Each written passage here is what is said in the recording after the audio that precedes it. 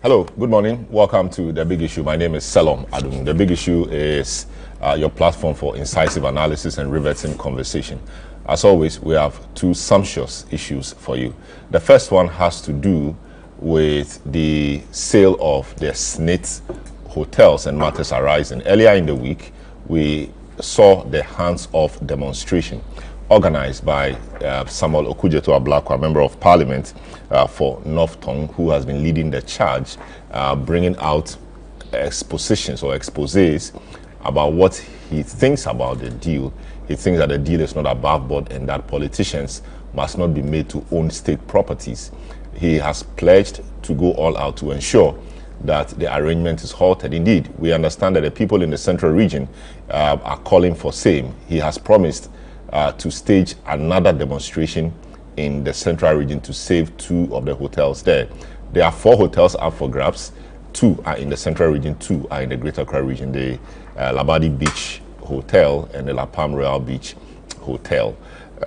These are the ones in the Greater Accra region. And indeed, earlier in the week, the demonstration concerned mainly these 2 hotels. And so the demonstration started at the precincts of the Labadi Beach Hotel and then ended somewhere around the Jubilee House. A petition was presented and the petitioners went home. Of course, there were a few security issues here and there, but largely the demonstrators and onlookers say the demonstration was very successful. The question is, are we going to see a pause in the processes leading to the conclusion of the transaction, or the transaction is going to conclude without any hitch? The president, earlier when the matters came up, assigned the pensions minister, also in charge of employment, to look into the matters and advise him.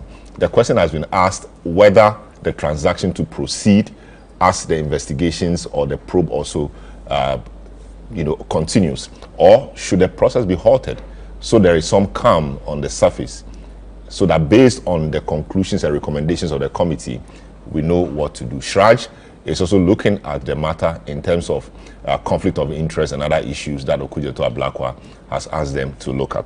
That is the key matter we'll be dealing with today. Also, in the week, the NDC unveiled its campaign team.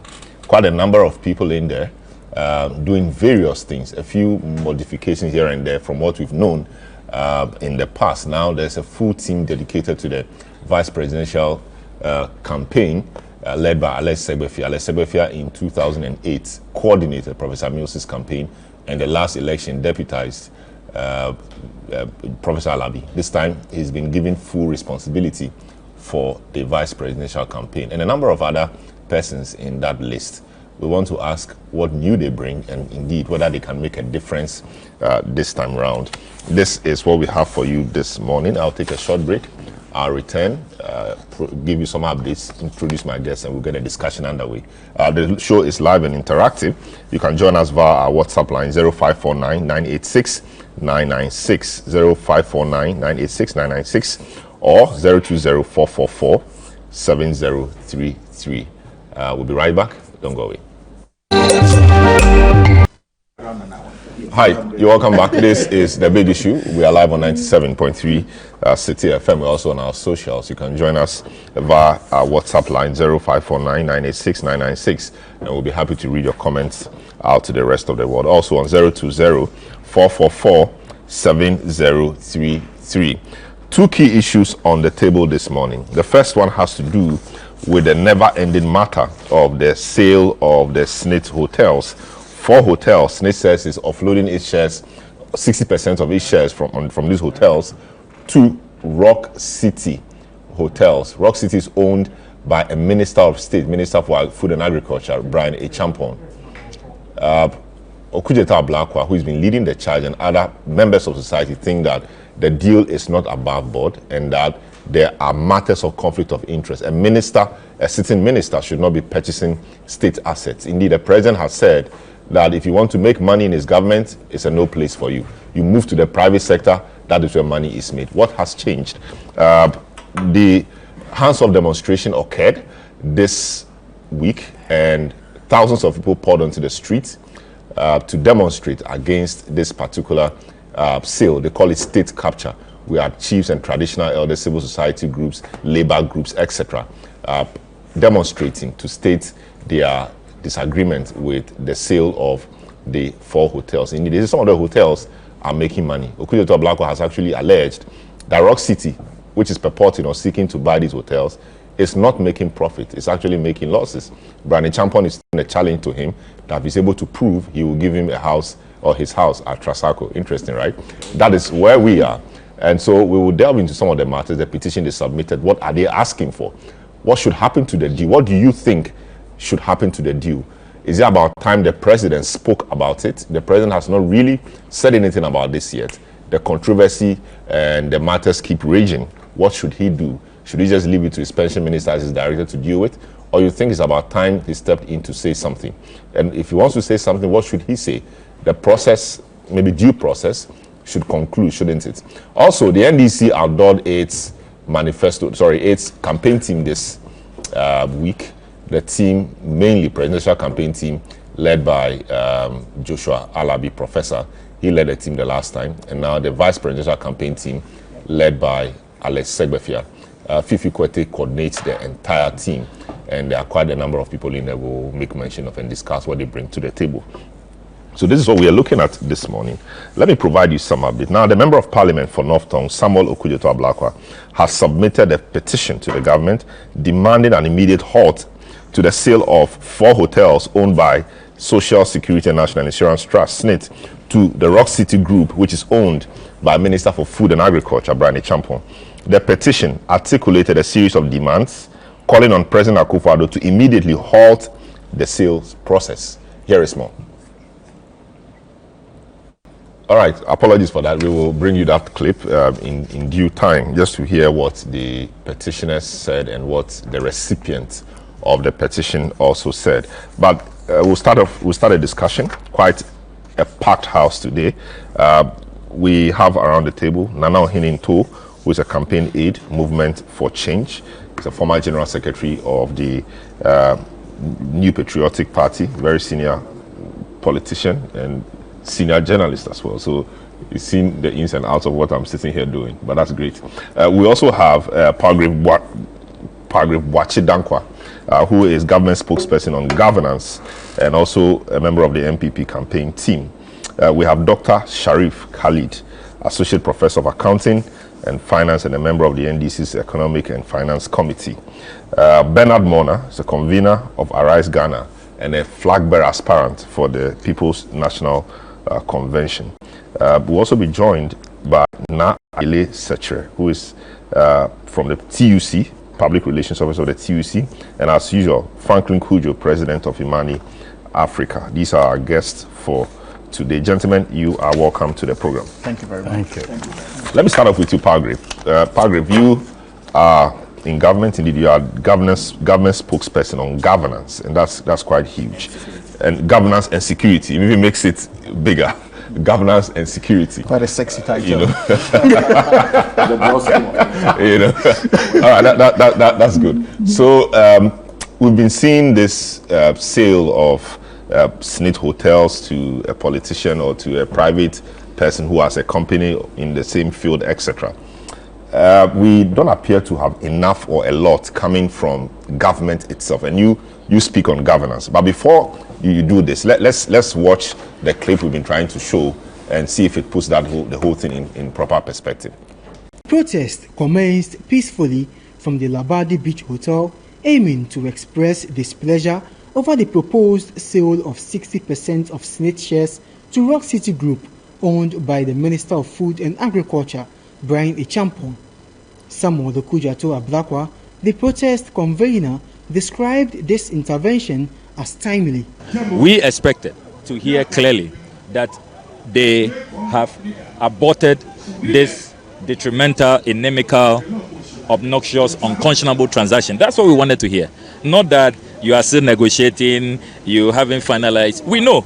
That is why we exposed you. Our intervention was timely. We didn't want to be presented with a fait accompli where they will say, oh, it's too late. We've already sold it to him. We caught them right on time, you know. just on the nick of time when they were about to finalize the deal. The atmosphere was filled with chants and slogans as placards waved above the crowd. The gathering radiated a mix of hope, anger and determination, urging the government to halt the sale.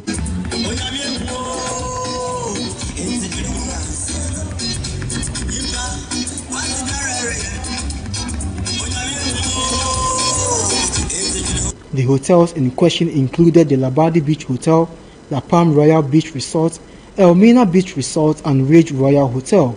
Protesters voiced their disappointment over the government's silence on the matter. You claiming to have the men that are going to manage the economy, you are rather turning out to steal our properties.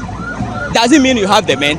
This we have the men people are now turning to be steal. They are thieves. They are rather stealing our things. Instead of them to focus on the economy that is at its junk state, instead of them to focus on the economy that is sinking, in order to put this in place for us, we Ghanaians, to have a better life, they are not doing it. So they don't have the men as they claim to be. They are now Goro boys, simple. The president told us that when the appointees think they are coming into his government to make money, then they should rather go to the private sector. Now what is happening? His ministers are capturing our property and he's not saying anything about it. So I only have one message to the president, that I'm reminding him, if he has forgotten, the message he delivered to we the Ghanaian people, that when you are your appointee, the appointees think they are coming into his government to make property, then they should rather go to the private sector. That's the message I have for the president. A significant moment occurred when the chief priest of the La Traditional Council, expressing his displeasure, smashed a schnapps bottle while pouring libation as part of the protest. The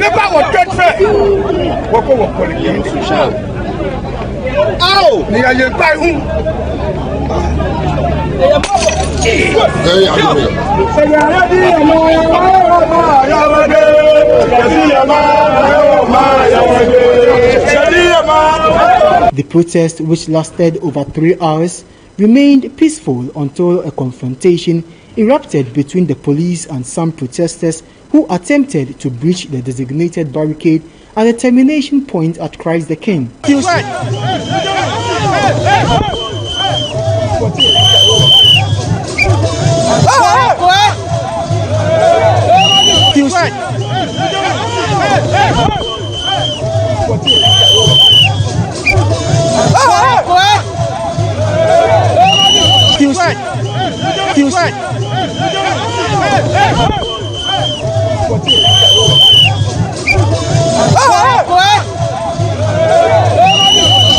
This altercation resulted in the hospitalization of 2 protesters at the 37 Military Hospital. ChannelOne News witnessed sachets of water being thrown at the police, who responded with tear gas to maintain order. After a tense few minutes, the Deputy Chief of Staff at the Presidency received the petition from the conveners led by Northern MP Samuel Okudzeto Ablakwa. In his petition, Mr. Ablakwa specifically called on President Akufo-Addo to immediately halt the sale of the hotels to Rock City Group. We call on President Akufo-Addo to immediately stop the sale of our Snit hotels. 2, we take the view that state assets should not be sold, especially profitable ones. We are also appealing to the president to instruct the Play family to stop the illegal encroachment of Labadi Beach Hotel's beachfront. They should also stop issuing threats and just listen to the concerns of Ghanaians. The Deputy Chief of Staff in charge of operations, Emmanuel Edumua Bosman, assured that the concerns raised will be thoroughly reviewed. We are delighted to pick it because it is part of the exercise of our democratic rights guaranteed under Chapter 5 of our Constitution. We are also grateful that this procession and demonstration has taken place without any negative outcomes. We are happy that the cooperation has gone on between the demonstrators and the police. We want to keep in the spirit of democracy. As you know, this year is an election year. We want to do everything in a clean, peaceful and calm manner. So I've received this petition on behalf of the president. I'll submit same, and I can assure you that it will be looked into and the appropriate measures taking place. All right, so that was a short clip of the demonstration that occurred or took place between or from the Labadi Beach Hotel or La Palm Royal Beach Hotel to the area of the Flagstaff House, where an official of the state received the petition on behalf of government. So start off with you, Palgrave. Government has not really spoken on this. It's been raging for weeks now. Is government concerned about the comments or the commentary by citizens, you know, in disagreement with its intention to offload SNIT's shares from these 4 hotels? We've not heard much from government. Is government really concerned about the comments by the public? Salam, a very good morning to you and to my colleagues on the panel and to your viewing public, and to state that government is not against demonstration. The Honorable Okujato Ablakwa is setting up citizens against the very good works that President Nana Addo Dankwa Akufo-Addo and the Vice President... Is setting up citizens? Very much so. How so? You said your government was not against demonstrations? Yes. And the President called upon us to be citizens very much, and not spectators? Very much. If you allow me to build and he's doing that. He said he's setting them up? Yes, he's setting them up. Very much so. Because the issues that he has put across board in the public domain is not what it is, and I would want to expatiate because I know I have a lot of time. Over the past 14 years, SNIT has had investment in hotels, and not just hotels, but a sizable part of their investments are in hotels. And these hotels are La Palm, Labadi Beach Hotel, Elmina Beach Resort, Buzia Beach Resort, Ridge Royal, and Trust Lodge. And these hotels have been running at consistent losses over the past 14 years. They've been running at consistent losses. And I'm minded not to even politicize this, but if I dare politicize this, then I'm minded to be reminded of who was in office at the time when these hotels were running at losses. But I don't want to even go there because I know that it's the erstwhile NDC government that has put a lot of these things into issues. So consistent losses, the management were consistently requesting for funding. There was a lot of capital injections that SNIT needed to make. There was high expenditure. And SNIT, having reviewed all of this, realized that there is a need for a strategic partner. And so they opened up tender and bids, and all of these documents are there, from the profitability of how they have not been able to pay their loans, how they have not been able to pay their dividends, how they have not been able to service their SNIT over all these years. And there were about 9 people that bidded for this, and I'll name all of them without leaving anyone out. The first was Rock City Hotel Limited, Yao Ado Development, Temple Investments, Spartan Ives, West Ridge Development Ghana Limited, and Luxor Hotels Limited, these 6. And there were about 15 transactional advisors that were willing to go to the place with SNIT. On the final bench, SNIT settled on 1, and which is same capital. But I'll just name the 6 that they settled on before 15. EY Advisory Limited, Colliers International, KPMG Limited, PwC, Deloitte & Touche, and Sem Capital. I mean, in terms of the money amount that Sem Capital was charging was less than all of what the rest wanted to charge. Sem Capital was willing to charge $491,000 US dollars, and KPMG was willing to charge $1.3 million US dollars. So Sem Capital won the bid, and they opened the slot for bidding and competitive bidding. And I'll just stay through it in terms of what was SNIT's expectation. At the end of all of these bidding processes, SNIT was expecting to raise the 60% shares, about $59 million US dollars. $59 million US dollars at the end of it. That was the expectation of SNIT. And anyone that has gone through a competitive bidding is aware, very much so, that you are always not aware of how much your bidder is expecting, and so you need to raise an amount. And if you miss up to it, they would ask you to come forward to it. So let's go to Labadi Beach Hotel. Luxor bidded for $9.3 million US dollars. That was the bidding for Luxor. And Yao Ado bidded for $18 million US dollars, and Rock City bidded for $29.4 million US dollars. Bearing in mind that SNIT was looking for $23.3 million US dollars for Labadi Beach Hotel, and so which meant that the highest bidder, which is Rock City, went a bit above what SNIT was expecting, an extra $6 million between $23 million and $29.4 million, which meant that Yao Ado and Luxor and even the rest of the persons that bid didn't even make up to the expectation of SNIT. And then La Palm Royal Beach, Rock City bidded for $21 million. Yao Ado bidded for $13.1 million. Luxor bidded for $5.9 million. Howbeit, SNIT's expectation of that was $22.5 million. But Rock City was close to it, and so Rock City had the highest bidding. For Ridge Royal Hotel and Mina Beach Resort, Yao Ado didn't bid at all. Luxor didn't bid at all, and realized that the rest of the three were not even in the mention of this bidding processes. Rock City bidded for $8.4 million. SNIT was expecting $6.3 million, and then with Elmina Beach Resort, Rock City bidded for $2.4 million, and SNIT was expecting about $7 million. So if you look at the total bid that has come from the highest bidder, it's a total of about $61.2 million, and SNIT's expectation was about $59.156 million. This is my thinking, and my thinking is that SNIT as a pension scheme who care of pensioners now and future pensioners like all of us that are sitting around this table, is always making sure that there is value proposition for whatever they do.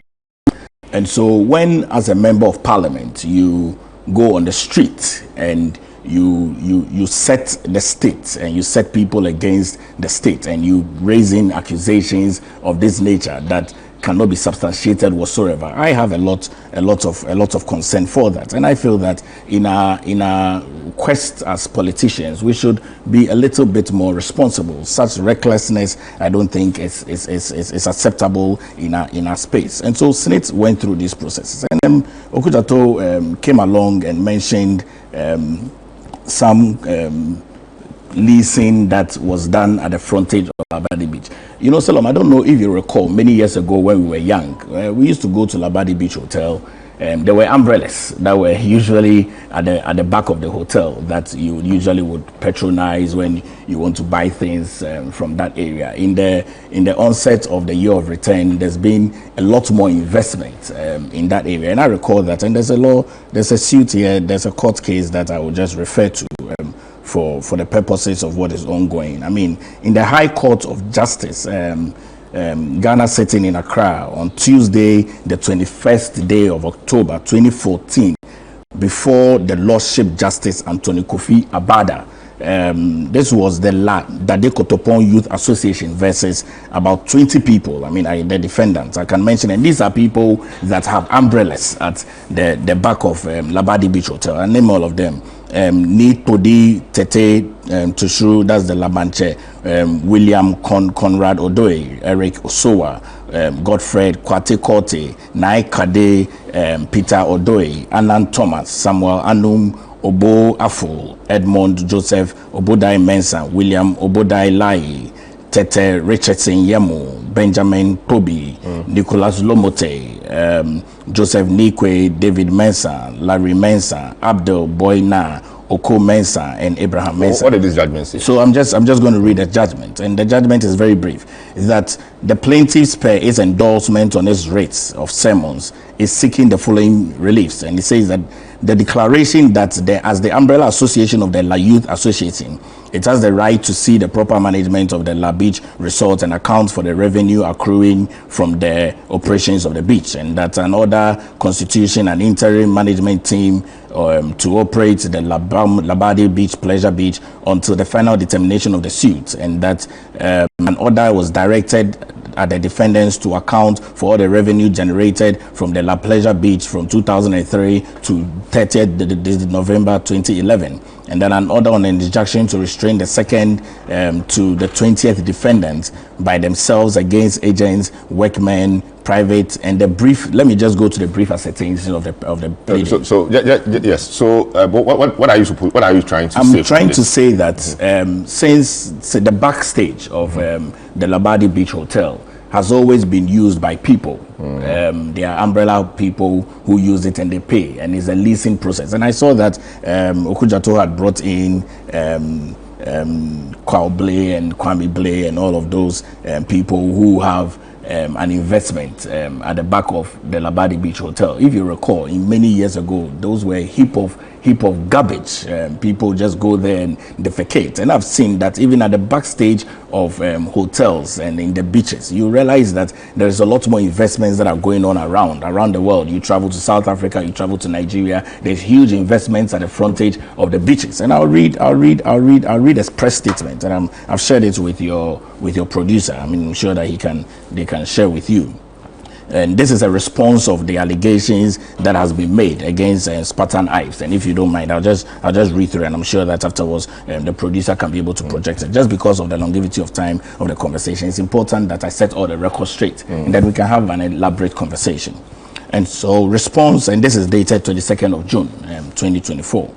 Response to allegations regarding the encroachment and purchase of Labadi Beach Hotel beachfront. And this is Spartan Ives Limited, a leading name in the logistics and advisory services in Ghana, firmly denies the recent allegations of wrongdoing made by the Honorable Okujato Ablakwa. False claims by Honorable Okujato Ablakwa. The Honorable Okujato Ablakwa has falsely alleged on various platforms that we breached the terms of a joint venture agreement we had with the Labadi Beach Hotel in order to encroach and claim ownership of beachfront landing belonging to the Labadi Beach Hotel. The Honorable Member of Parliament claims we have capitalized on the political connections of our shareholders to gang the Labadi Beach Hotel and other stakeholders. The Honorable Member of Parliament also insinuates that there is something nefarious about an unsuccessful bid to put in to acquire a stake in the Labadi Beach Hotel. These accusations are completely unfounded and misleading. As the Honorable Member of Parliament admits, most of the accusations he makes against us, and which is the letter and our sisters' businesses, are currently before the courts, and we will not comment on the cases out of respect for the court and a firm belief in the Ghanaian justice system. And I'm just concluding. While it is widely known that Spartan Ives Limited is one of the stakeholders in the Polo Beach Club located near the Labadi Beach Hotel, Polo Beach Club has neither denied Labadi Beach Hotel of its access to the beachfront nor interfered with the operations of the hotel, and that we have not taken over control of the beachfront land owned by Labadi Beach. And it's a long stretch of it. And so the Polo Beach Club is one of the many local businesses operating at the Labadi beachfront. Mr. Kwao Blay's shareholding interest in Spartan Ives Limited, Press Express Limited, and Gold Coast. Yeah, so we've seen that statement. No, but allow me to. No, we've seen the statement. The statement was put out since June. We don't have all day, and you've been on for more than 10 minutes. So the point you're making is that the point I'm making really is that the Honorable Okujato Ablakwa does not need to go on the route and the tangent that he's going on. There are huge level of developments that are coming at the beachfront, and I do not want to think that he's wanting to ethnic issues. He's doing a demonstration in Accra, going to do a demonstration in Cape Coast. There are evidence that there's been any breach of procurement whatsoever, and he brings in the Honorable as a state member and state capture. No, there is nothing in this conversation that shows that there's a state capture. And I can recall that in the then PNDC, I can name them. In the then PNDC, I'll come back to you. The level of state capture that they had with the hotels that they sold in the 31st December movement, I can have a lot of evidences to that. I don't think that we should turn this level of development that is needed for this country into the streets that Okujato is trying to do. Bernard, you were one of the conveners of one of the groups that joined hands to organize this Hands Off Our Hotels demonstration. First of all, your initial comment on the demonstration, people have said it was widely successful. Others said some of your guys were reckless, and so they got the police to rein them in and all of that. But I mean, generally, people think that the demonstration was okay. You made your point. You submitted a petition. The Jubilee House sent somebody to pick the petition, which is good, and all of that. What has happened after the demonstration? Have you heard anything? And you've heard Palgrave explain the circumstances surrounding how Brian Champon got interested in the hotels and how come he got to win the bid, because obviously his financial proposals, appeared as the best amongst all the people who bid it. So where are we now? First, it's proper for me to express my greetings to the Venerable Nana Ohininto, and of course to my struggling brother Palgrave. Why struggling? He's in government. He's a spokesperson on governance you can see and security. He's this living morning good. That and he's doing his work. He was just on a path of the wrong path of defense. And when you have a government, instead of proposing ideas, now struggling to defend the indefensible, you can see that even in an air-conditioned room, my brother is sweaty. No, it's fine. And of course, to Khalid Mahmood, I was privileged to be with him in Sankana, where we enskined Professor Nana Jenopoku Ajiman as probably the first ever honorary queen of the area. And that's supposed to be your hometown, right? That's my hometown. Great. Of course, you are aware that the Greater Accra Regional Minister was enskined in 2019 as the Siam Bogona. And then in 2022, PLO Lumumba was enskined as Tangwana. At the same place? At the same place. Why are you the one leading this enskinment? Why are you enskinning everybody? I'm not the one, but the chief is my brother. So when you suggest to him, he takes it? No, he's my brother, and he looks at these people as some of the people that he admires, and some of their thoughts are his thoughts. And so he asks a committee, actually, I'm the least of the committee members, to approach these people and to send invites to them. And that's how come. And but for Professor Nana, she did her PhD research of slavery and the conquest, the triumphs in Sankana. I see. And thereafter, she did continuous research for 12 years in the area, bringing the image of Sankana and their ability to the core. So I don't think that anyone is more qualified to have been honored than a person who has done research, and the research has exposed the community to the global world. Now, I think that we have to situate these things in context. First, that we elect people so that they will be able to build upon the assets that we have, to be able to add on to the wealth of our nation, and not to come and steal the wealth of our nation. And so when persons are elected or appointed into office and they meet assets of the state, the least we expect of them is to maintain those assets. And manage them. And manage them. The more we expect of them is to actually increase the asset stock of our nation. But when you elect people into office, and all that they do is to deliberately appoint persons that will see or supervise the seeming collapse of state assets to serve as a fodder for the sale of these assets to themselves, then society has to rise. Over several years, we have sold and continue to sell. And what we are left for in governance is what I call stream of expenditure with very little to rake in as revenue.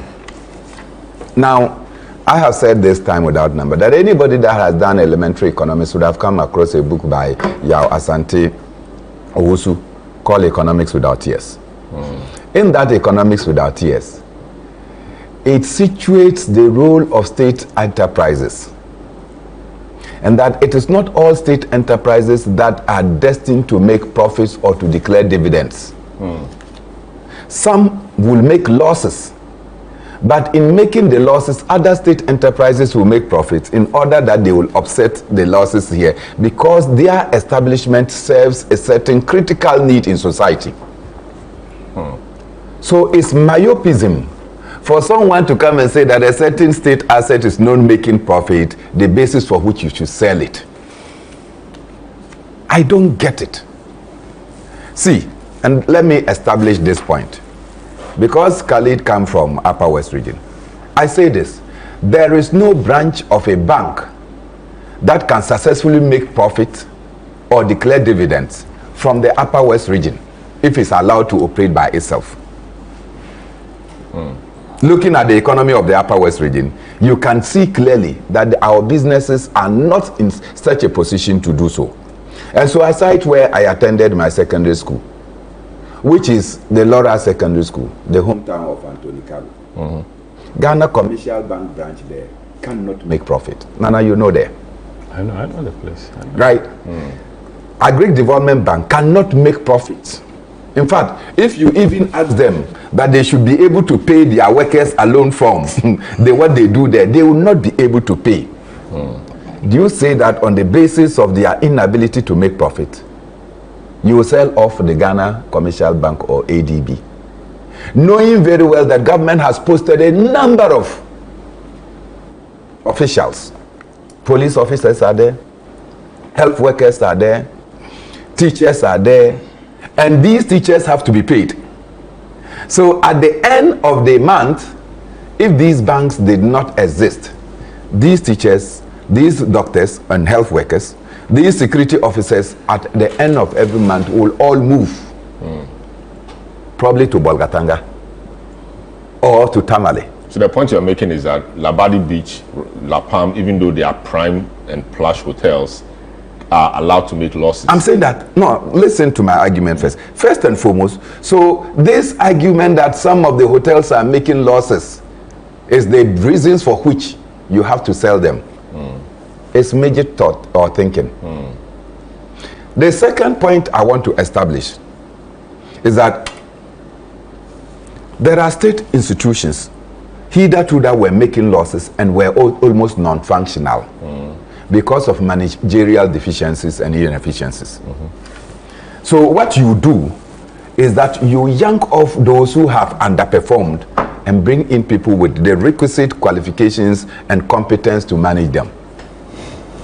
I give you two examples under the Nado's government.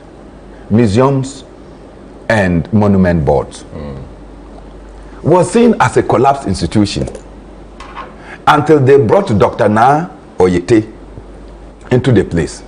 And this is what he said. The first day when he walked into the place with his friend said, "What crime have you committed that Nana Akufo-Addo will come and dump you here?" And he said, "No, I have something to transform this place." Today, if you go to the museums and monument board, because of the efficiency and capacity of the leader, it is one of the flourishing state institutions. Take another example of the Ghana Publishing Company, which was almost collapsed until they brought in David Asante of AFAC fame. David Asante, if you go out, I mean, even the sight of the building alone will tell you that something new has happened. Because you injected efficiency, competence in that area, they transformed a loss-leading corporation or company into a profit-making company. This is simple for President Akufo-Addo and for Brian Achampong. That if a state institution is not functioning, look for efficiency and you will transform. I'm sure that the business aspect, Khalid knows this much more. Now, what we have done over the years is that anytime some Mozungu say somewhere through their multinational or bilateral institutions, anytime we are running difficulties, they come and say that the state does not have a need to be in business. But the state is keeping the Ghana army. They don't generate revenue. So you spend on them. In fact, the entire security service, they don't generate revenue. But they have a specific role they play. I mean, to protect. Fantastic. So how do you pay them? Integrity of Ghana. How do you pay them? We pay them from the state coffers. We pay them so where do you get the money from? From taxes. Okay. Generated by profitable institutions. So you think that you can get taxes alone to pay, and that is why your business environment is suffocating? Or you don't see that the business environment, businesses are collapsing and folding up because you tax them today. And when you realize that you are not able to meet your tax revenue, the next time you increase their taxes. And then they also begin to downsize their operations. Eventually they fold up. It means you are not thinking right. You must have some institutions that will directly generate revenue. And I cite an example. In the telecom sector, it is my constant reference.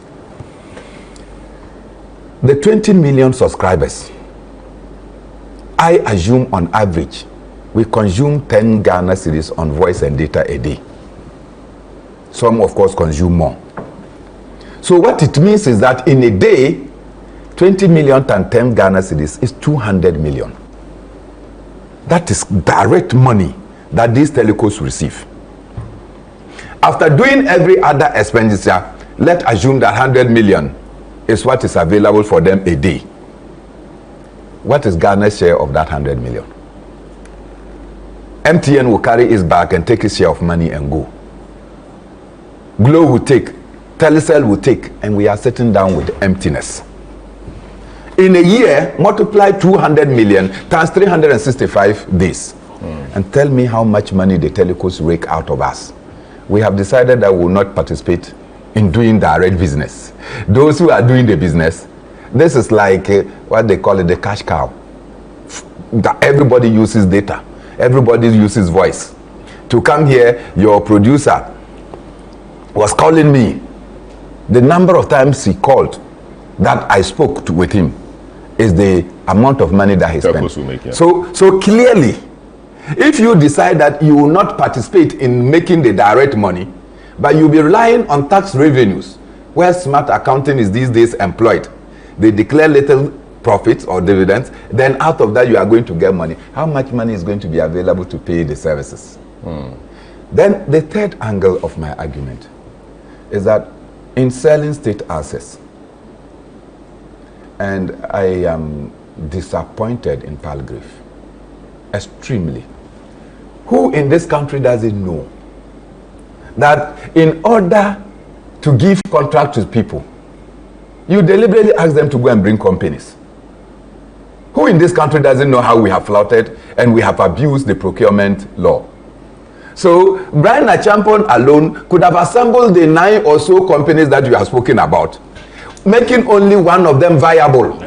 That has been the trend. No, but have you checked their company details? I'm saying that why? Unless, of course, he knew many years before that this thing was going to come. They are different people. They have no relationship whatsoever. Very well. I'll come to that. There's an interesting perspective. Go ahead. Bernard. Are you done? No, just go ahead. So clearly, these things are things that we all know. We cannot live in a nation and we don't know the modus operandi of the state actors. We know that if they want to give a contract to you, all that they do is that they entice you. Oh, you want to give you this contract, so bring these companies. Or bring companies. So you bring companies. One, they will go and check and realize that one of the companies have not filed its tax clearance.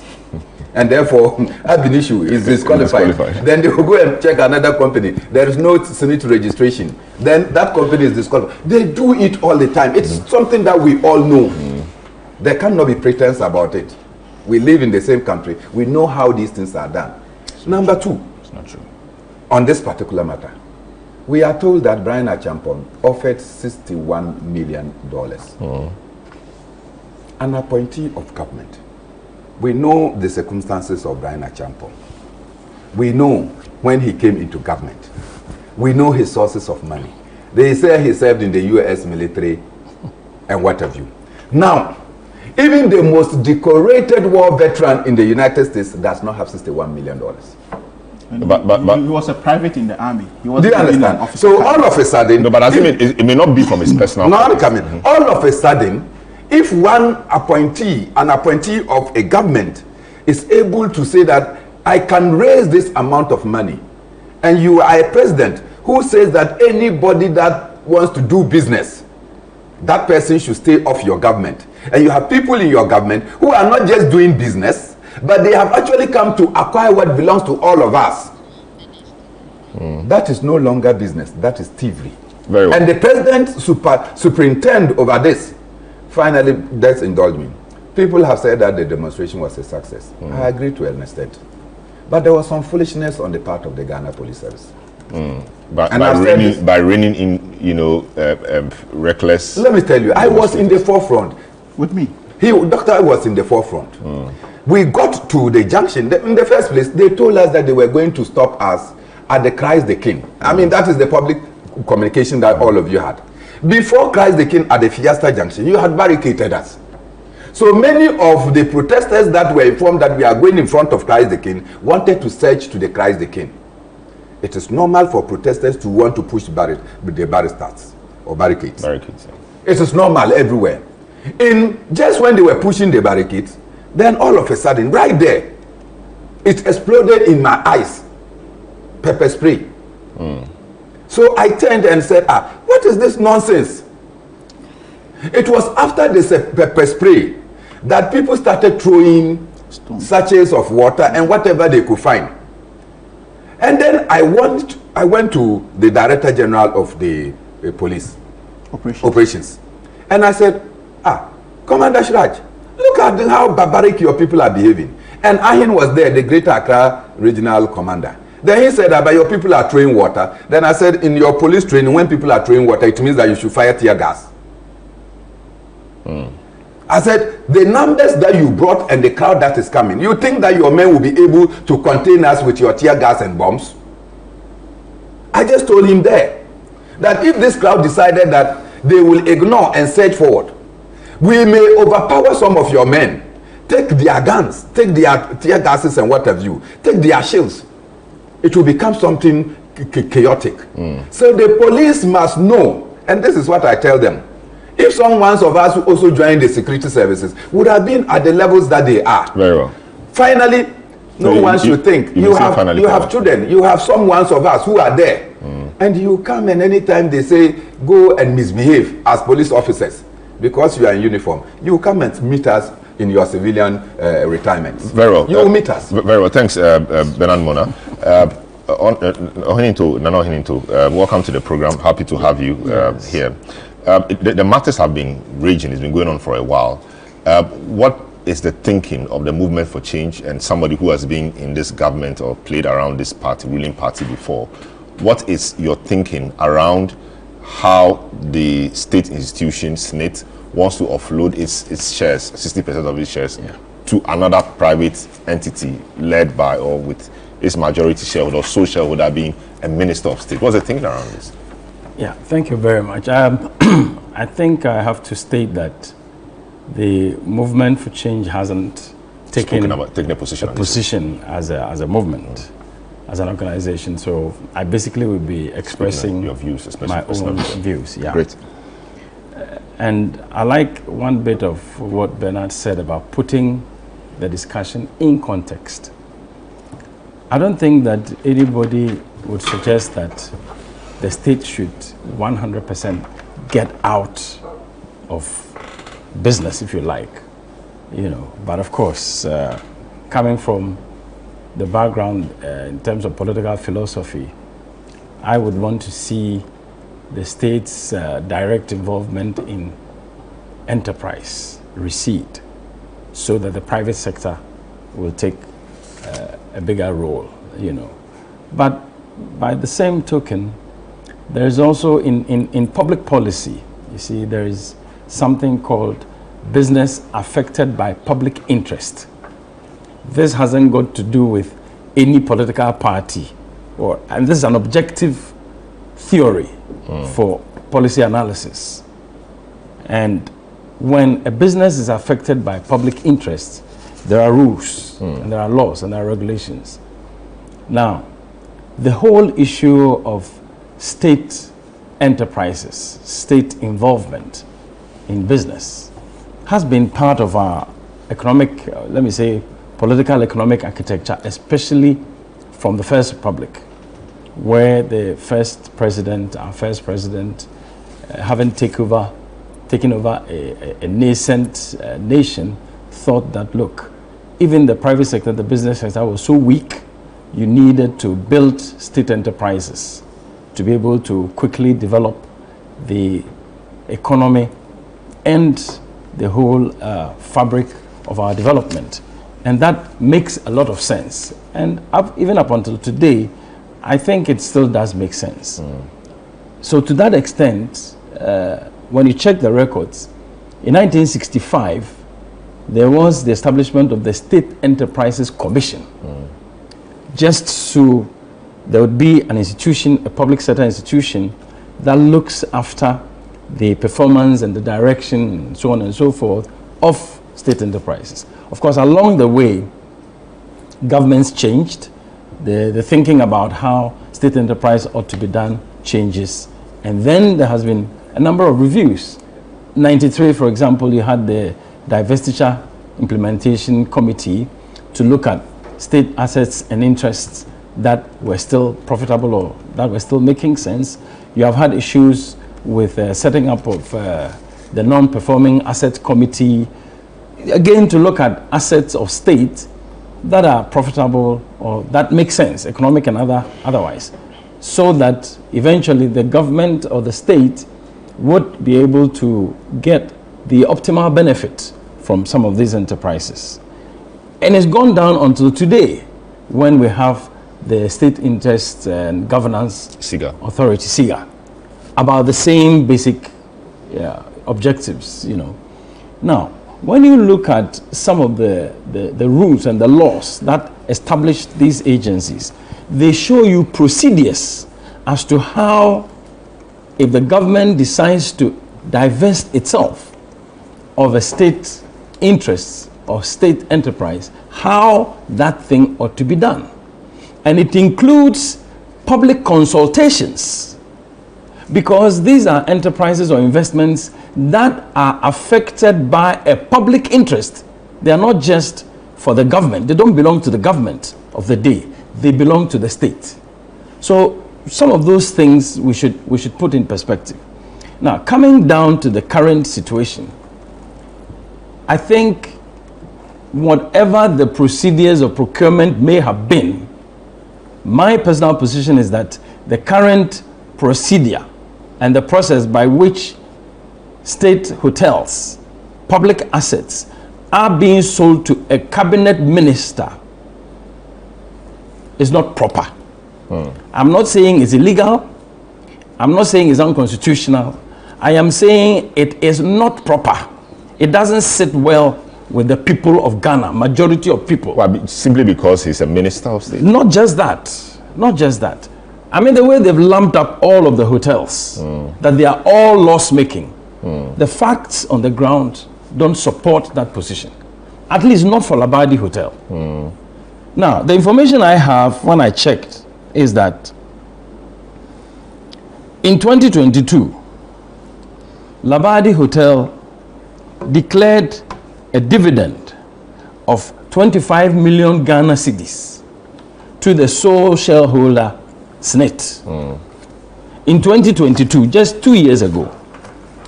And that this year, to 2023, Labadi Hotel declared profit after tax of 51 million Ghana cedis. I don't know the details of the other. That's why I'm saying, look, if you put it all together and say, we'll give you some of the non-performing, but we'll also give you the profitable ones, it is not proper. If the state wants to divest itself of assets that are non-performing, let us get a proper profile. The TUC has waded into this matter. Why? Because it involves workers' monies, workers' pensions. So how can the government divest itself of an investment that is basically financed by workers' contributions into a public pension fund, and the government decides not to listen? I find that very, very strange. And I find a defense of that kind of transaction not acceptable to the people of Ghana. At least the Badi Beach Hotel, it is a performing asset. And if it is a performing asset, then it is completely improper for the government under any circumstance to try and divest it into a private hand, especially where, as Bernard said, the president, Nana Akufo-Addo, told all Ghanaians that as for his government, don't come into his government as a government appointee to look for money. If you want to make money, he agrees. The money is in the public sector, in the private sector. Now here is a minister of state, a cabinet minister, with one leg in government and one leg in business. That is already controversial. Very well. So possibly on that controversial note, I'll take a break. You conclude. Yes. I know you're on the roll, but yes. So we'll take a short break. Nana Hininto will conclude this point, and we'll hear from Prof on the same matter. This is The Big Issue on 97.3 City FM. Don't go. We'll be right back. You're welcome back. This is The Big Issue, 97.3 City FM on ChannelOne. television as well. Two issues we're looking at this morning. The first one has to do with the sale of some 4 SNIT hotels and the demonstration that took place earlier in the week. We call it state capture. The demonstrators led by Okujoto Ablakwa and some other civil society groups, Arise Ghana, which Bernard Mona convenes, and a few other ones think that this is state capture. They say there should be hands off our hotels. Government hasn't really spoken about it, but the sentiment we are picking up is that government thinks that the deal was above board, and Pilgrim on the panel this morning is alluded to that as well. We know that the president asked pensions minister to look into the matter and make some recommendations to him. That recommendation hasn't come, or those recommendations haven't come yet. We await to see what happens. President publicly hasn't said anything. The deal has not been paused. So it means that the investigations by the pensions minister and the transaction are running side by side. And Straj is also in the mix. Some Okujoto Ablakwa petitioned them to investigate claims of conflict of interest in respect of the person of Brian Champon, who is a minister of state and who is the 100% shareholder of Rock City Hotels Group, which is seeking to buy all these 4 hotels, at least 60% of shares in all these 4 hotels. We are told by Palgrave and, of course, by government officials and Brian himself that they are offering $61.2 million for the 4 hotels against SNIT's own request of $59.15 million, which means that they are even giving the state more money than SNIT itself wants. That should be quite some good news, but other people disagree. So that's what we're looking at, and we have a number of people talking. Bernard Mona, who is convener of Arise Ghana, member of, took part in that demonstration, and also he wants to be flag bearer of the PNC. He spoken. Palgrave Boachidankwa, government spokesperson on governance and security, just laid the matters out for us. And Nano Heninto, former General Secretary of the MPP and now Senior Campaign Aide for the Movement of Change, was on the floor. Of course, I have Professor Sharif Khalid, Associate Professor of Accounting and Finance, a member of the NDC's Economic and Finance Committee, also here. He will speak after Nano Heninto. So that's one issue. Number 2, we'll look at the NDC's campaign team, which was unveiled earlier in the week.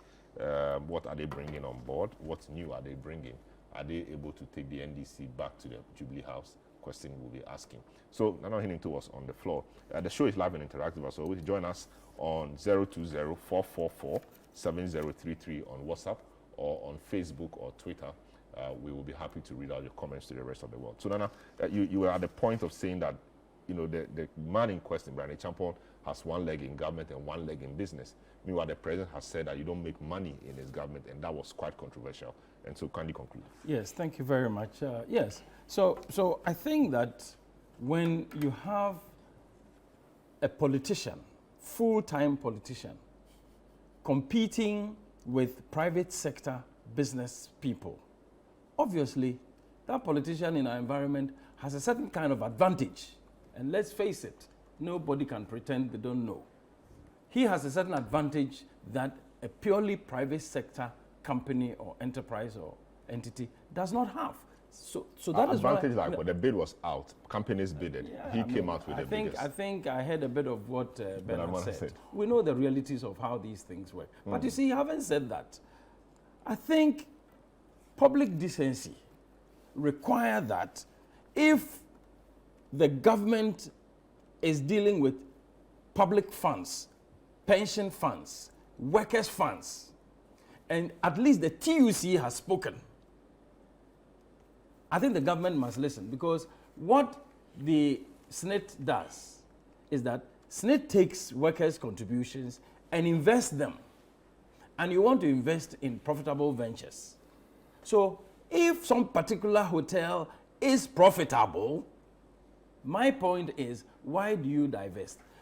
I have a slight difference from what Bernard Moda was saying about if some of the enterprises are not profitable, still maintain them and, you know, cross-subsidize. Manage them properly. Cross-subsidize, basically. Okay. I don't think that is a good business model, because you can't use the military or the state security in comparison in a situation like this. It's a completely different situation. Yeah. But if the hotels are making profit, it doesn't make sense to divest. If some of them are making losses, one, I may agree, government may appoint, or the state may appoint more efficient managers. But otherwise, I would say, let those ones go. Because whoever is going to invest would have checked the prospects and the profitability of business in that particular entity. And so would be ready to go ahead. But to say that even those ones that are making profit should be bundled up and put together, that sounds to me quite questionable. And I think the government must unpack the whole transaction properly.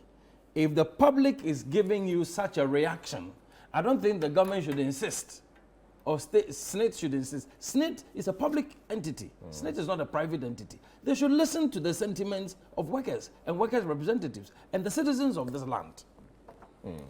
I think there is just something going wrong. And two, this whole question of people in political office acquiring state assets, for me, is very problematic. It doesn't have to do only with enterprises or entities that are prospective and profitable. It also has to do with state lands. It also has to do with so many other state assets that majority of the people who seem to get their hands onto these state assets happen to be politicians. And that definitely sends a signal that is worrying for each one of us. If the principle is that you don't come into politics to acquire wealth and to acquire assets, but to serve, then send us that signal by your very behavior and attitude. But if you come, and by the time you are leaving, or even whilst you're still in public office, you are seen to be acquiring assets, and especially state assets, I think that raises a lot of questions about the integrity of those individuals who are engaged in that kind of behavior. And two, it also tells us something about the president's own attitude and mentality and thinking. What he has done is ask his pensions minister to deal with the matter. What should he do? No. I mean, this is a minister that was appointed by the president. And I'm sure the president would have heard a lot of the discussion that is going on. If nothing at all, I think the president should intervene in this particular matter, because intervene and already say what? Brian, don't buy it anymore. No, I'm saying intervene. It's up to him. I wouldn't give him the details. Intervened. He's asked the minister, pensions minister, to look at the matters and brief. Yeah, but then I think that the government must take a closer look at this matter. And I am not against any Ghanaian businessman or any Ghanaian entrepreneur, especially acquiring businesses that have the potential to increase employment, increase the tax revenues that government can collect, increase GDP, and so on and so forth. But when there are issues with particular transactions, I don't think we should just bunch it all up and say that somebody is against Ghanaian enterprise, Ghanaian businesses. No. So if let's say that the person or the company involved is not Brian or Brian's company, would the sentiment have been different? I definitely think so. Obviously, it will be different. So it's just because it's a politician? It is not just because. It is one of the reasons. It is not just because. It is one of the reasons. And Bernard did raise an issue. I am not questioning anybody's sources of funds. But if somebody in private sector, purely private sector, not connected to government, says I'm investing $61 million, I mean, obviously there will be no issue. As soon as somebody in the public sector, in government, a minister, says I am forking out $61 million, obviously, it will raise some interest. Legitimately. When the person has a track record of being in business. So those are the issues. Those are the issues that are coming up now. You see, but I still don't want us to personalize it too much. I just want us to look at the principles involved, the issues of law, the issues of propriety, the issues of political conflict of interest, possibly. Those are the things that are arising. Well. And I think those issues must be considered carefully. And if truly some of those hotels are making profit, there is no rationale. There is no good sense in selling them to any private sector, whether Brian or otherwise. I see. Prof, all right. It's not your time for the discussion, but your demonstration, which you were prior. Yeah, which I was, said that it is wrong, immoral, unethical for ministers and government officials to buy state assets. Is it the call that based on this and moving forward, no minister should have anything to do with state assets in terms of purchasing it, even if the minister, from all indications, has the means to do so, by virtue of himself agreeing to serve the government, he cannot benefit from anything? Is that the position we say? I think when you get into government, it comes with responsibilities and privileges, and also you have to forego certain things. And that's why we have high ethical standards, and we have conduct of office and all of that. I work for a university internationally, where any gift above £50, I would have to declare it, right? So these are all issues that come within the work live issues of any public servant or probably, but you know. But we've not had that in Ghana. Yeah, we've not had that, which is why we are trying to promote. Cannot expect that. Yeah, but that's somebody will do what. No, but that's why we went on the demonstration, and I'll tell you something very interesting and peculiar to this particular demonstration. In my entire academic life, or maybe my entire life, I've never joined a demonstration. This is my first ever, and there's a reason for that. 10 years because ago, you are angling to come to power. So no, I'm going to come to that. 10 years ago, I taught a course, a module, to MBAs and MSc students at the University of Cape Coast, and this was Ethics and Corporate Social Responsibility. I see.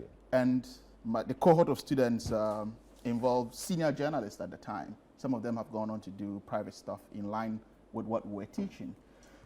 And if they all are watching and can remember, I was pensions, and for that matter, SNIT was so much dear to my heart. And I used to tell them on a daily basis, how many of you write to SNIT, your pension or pot holder, to ask for what your investments have been done or where they are investing with these things? So it all boils down on ethical investments, right? And this goes a long way to also, as it may, expose a certain level of managerial issues when it comes to, but again, I think the impression is being created as though only Samuel Okudzato Ablakwa is leading this on behalf of the NDC. We had the TUC at the front line, and the TUC has SNIT unions under it. So this was a well-conducted and well-represented demonstration against, and we have Arise Ghana. So the groups are the minority caucus, right from organized labor, and you United have Ghana leading caucus. MPs. I was expecting even the majority side to join, but of course they chickened out because we were doing it for the people of Ghana, not the NDC. The sweat, blood, and tears of pensioners is what we're seeking to protect. But you look at the whole managerial issues of SNIT. Right from the days of Jerry John Rawlings or NDC 1, when the NDC lost power and the Kufuor administration came in, which I believe Nana Ohininto was integral part of, because I know as General Secretary of the political party, you sat in cabinet. When SNIT issues came up, when the government was about taking people out on gardening leaves, so to call, I mean, the Golden Beach hotels became the first exit they took you to go and while away because they thought that was not productive. That is where we started running these state institutions down. And it's about time we recognize all of this as far as managerial issues are concerned. Why do we think that sending people to run the Golden Beach hotels was punishment? When it ought to be business, because we are dealing with pensions of people. But this was what we're doing to ourselves as good people of Ghana. But you look at all of this, SNIT falls under a category of, how shall I say, within corporate structure, a group I would call responsible investors, because they ought to invest in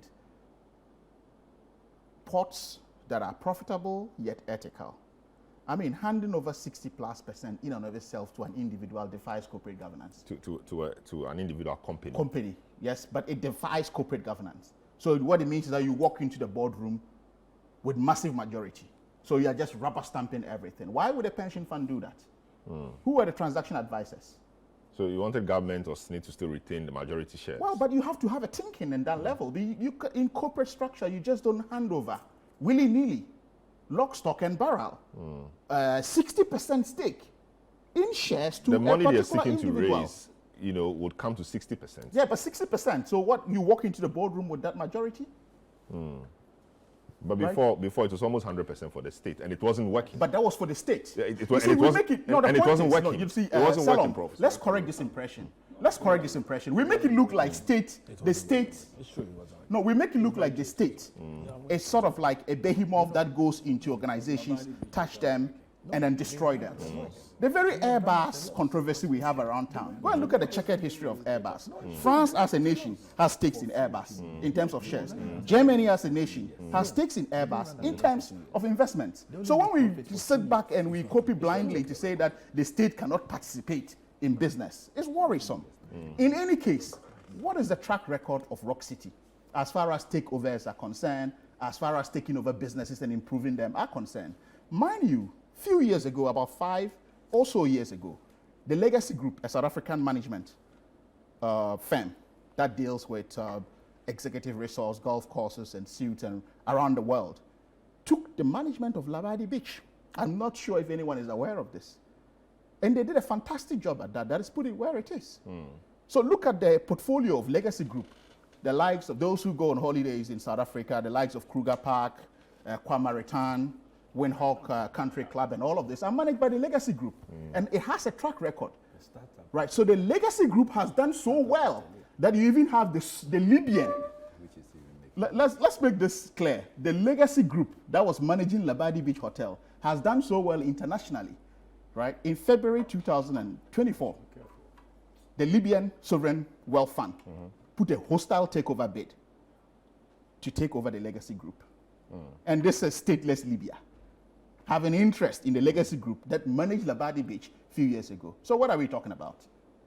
Pelgrave made a very important point and ended up exposing the whole disaster, right, of an assembly of, I don't want to use certain words on your platform, but I think that, look, you go for a bidding.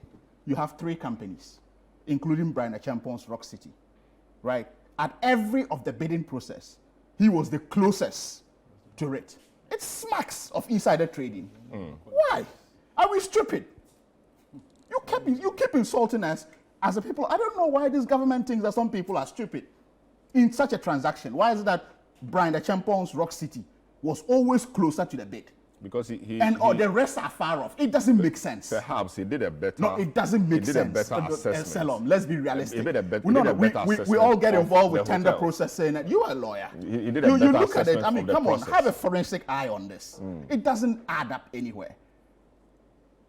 At every bid, Brian is closer, or Brian's Rock City is closer, and you look at the disparity. How about you look at it this way? No, look at it speaks to his efficiency. Which efficiency? He did a proper valuation of what was at That's stake. what I'm saying. Look, there's no even track record.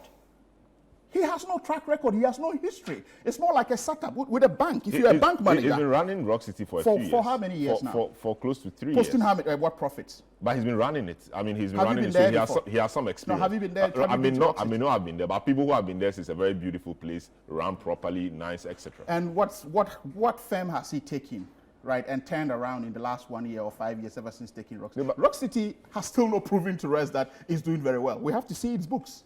And for me, it was childish, and it reveals the kind of managerial skills he's taking to go and manage our hotels. Because how? We are talking serious business, and you are proposing a house at Trasalco. That's another insult to us. Come on. It's daring him. He doesn't have that information. We should go ahead and publish his profits. Why should he dare anyone? It's a strategy in takeovers. If you feel that you have the muscle, flex it. You're talking about a home in Trasalco. What childish managerial skills is he already proffering before he even takes over our very important hotels that have a history and a legacy? Go to Labadi Beach Hotel, La Palme, and all of that. Ask for their albums and look at the visitors that have come and gone. When the Queen visited Ghana, where was she lodged? But the point so we really are talking about the attachment. Yes. The point really is that SNIT, which owns the hotels or which owns the hotels, is saying that I am unable to continue. I don't have the resources to continue pushing into. But who is pushing SNIT to do this? So we don't know. No, but who is SNIT pushing itself, SNIT to do this? It's an agency of SNIT. And for me, and SNIT says I'm unable to do it. No. I want to offload 60% and for of me, my shares I away. expect us to interrogate this with a very critical lens.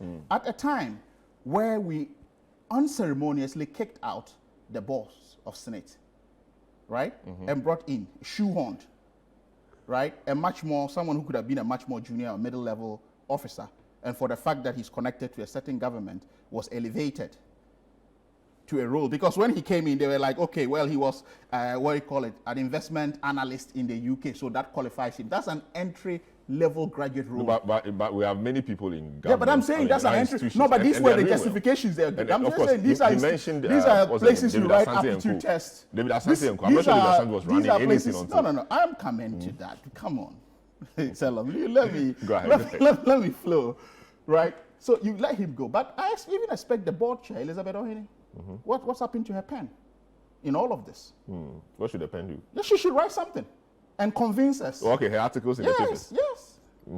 And prove to us that she has consistency in actually defending the voice of the voiceless. This is the test of her integrity. But as board chair, she feels this is in the best interest. Well, so she should tell us.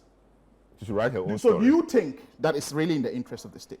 Well, and I'll tell you something symbolic I did in joining the demonstration. I drove and parked at the Labadi Beach Hotel to join the demonstration. And before I did that, I went in to have breakfast and paid for it. I see. Right? As part of my contribution to the going concern of Labadi Beach Hotel. And for me... They couldn't have given you the breakfast for free. For free, of course. Of course. You paid for it. Yeah, so, and I observed something. Whilst I sat there quietly, having my breakfast and pondering on what to do, there were UN badges flying, CAMFED, civil NGOs, international agencies, all having breakfast. So it was a busy breakfast area. So what it tells you that the hotel is busy. And why are you trying to make it look, and look at the whole structure and arrangement. Who gets this? This is freebies to one individual. But if Brian is saying that he wants to promote tourism, right, and he has all the resources, he should combine his Trasako home.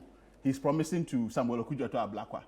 He should combine that, right, get resources and go externally and go and bring in a hotel chain, such as the Crown Plaza, the Grand Hyatt, or what have you, to come and prove to us that he indeed has the muscle to do all of what he's claiming.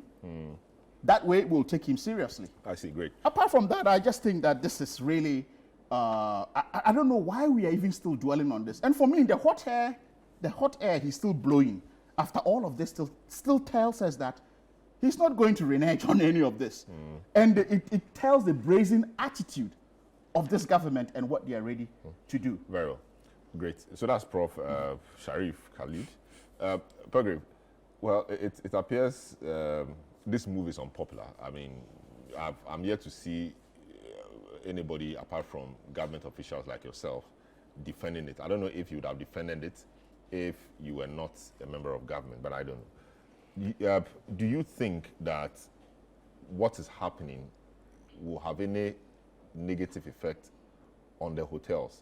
You know, because hotels, everybody talking about them here and there, there should clearly be a negative consequence of all of this on the hotels. And are you concerned or worried about that? You know, Salom, which is why I stated that this demonstration is a needless demonstration, because if you look at the public interest and you look at businesses and you look at investors and you look at people that are also interested in coming to invest in Ghana, and you realize that when good things are coming into Ghana for developmental purposes, the NDC will take a position to derail such. I think that it doesn't augur well for our collective development. But before that, I mean, Prof raised a point. We must look at that. Is it not strange? Not at all. Or doesn't it appear strange to you that in all the quotations and in the bids, only Rock City appeared closer to what the company itself, or SNIT, was looking for? The first one, Brian offered 29.4, SNIT wanted $23 million. La Palm, Brian offered 21, SNIT wanted $22 million. Ridge, Brian offered 8.4, SNIT wanted 6.3, and then Elmina, Brian offered $2.4 million, whilst the SNIT offered or wanted $7 million. It does appear that he was the closest to it, and it's been quite consistent. And from what Prof is saying, this should raise some eyebrows. Also because he might have had some insider information that this is what the guys want, because they may not have known. The rest wouldn't have known. So this is what the guys want. So try and push it, and even put a few dollars or put a few hundreds of dollars or millions on it, so that it looks sweeter. Salom, I'll tell you something. I don't think so. I mean, if you are an investor worth your salt, and if you are wanting to inject capital investments Because realize that, you see, all these hotels we're talking about, there's going to be expansion of their rooms. There's going to be investment that is going to be done in the various hotels that are ailing. And so if you mention all these prices, like you have stated, and you want to be able to be the highest bidder, you need to put in a lot of money and you need to show your muzzle. And I don't think that there's any insider information that has been given to the Honorable Brian Trampon, for which reason his numbers are close to what Snit wants. I mean, you realize that at some places he even fell short of the expectation of Snit. And so we shouldn't raise that argument at all. Do you also agree that, of course, some of the hotels may not be doing well, yes, but why do you sell them, why do you lump all of them together and say all of them must go? No, but Labadi Beach, we know for a fact, it's been doing great. Labadi Beach has not been doing well. 25 million cedis, dividend, everything. No, that's on record. That's on record.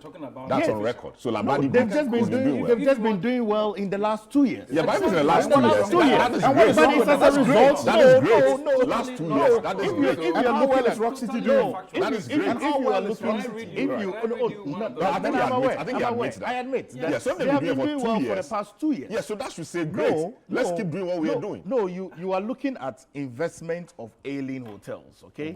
That an investor is going to was not ailing. No, each one of them is independent, but it's all owned by Snit. The tourism industry Snit owns these. Yeah, but very risky when it comes to diversifying. Yeah, but Labadi was not ailing. Labadi has been ailing all this but for the last 2 years, they've been doing well. Prove that. For the last 2 years, they've been doing well. Where are the statements? The last 2 years, they've been doing well. Yeah.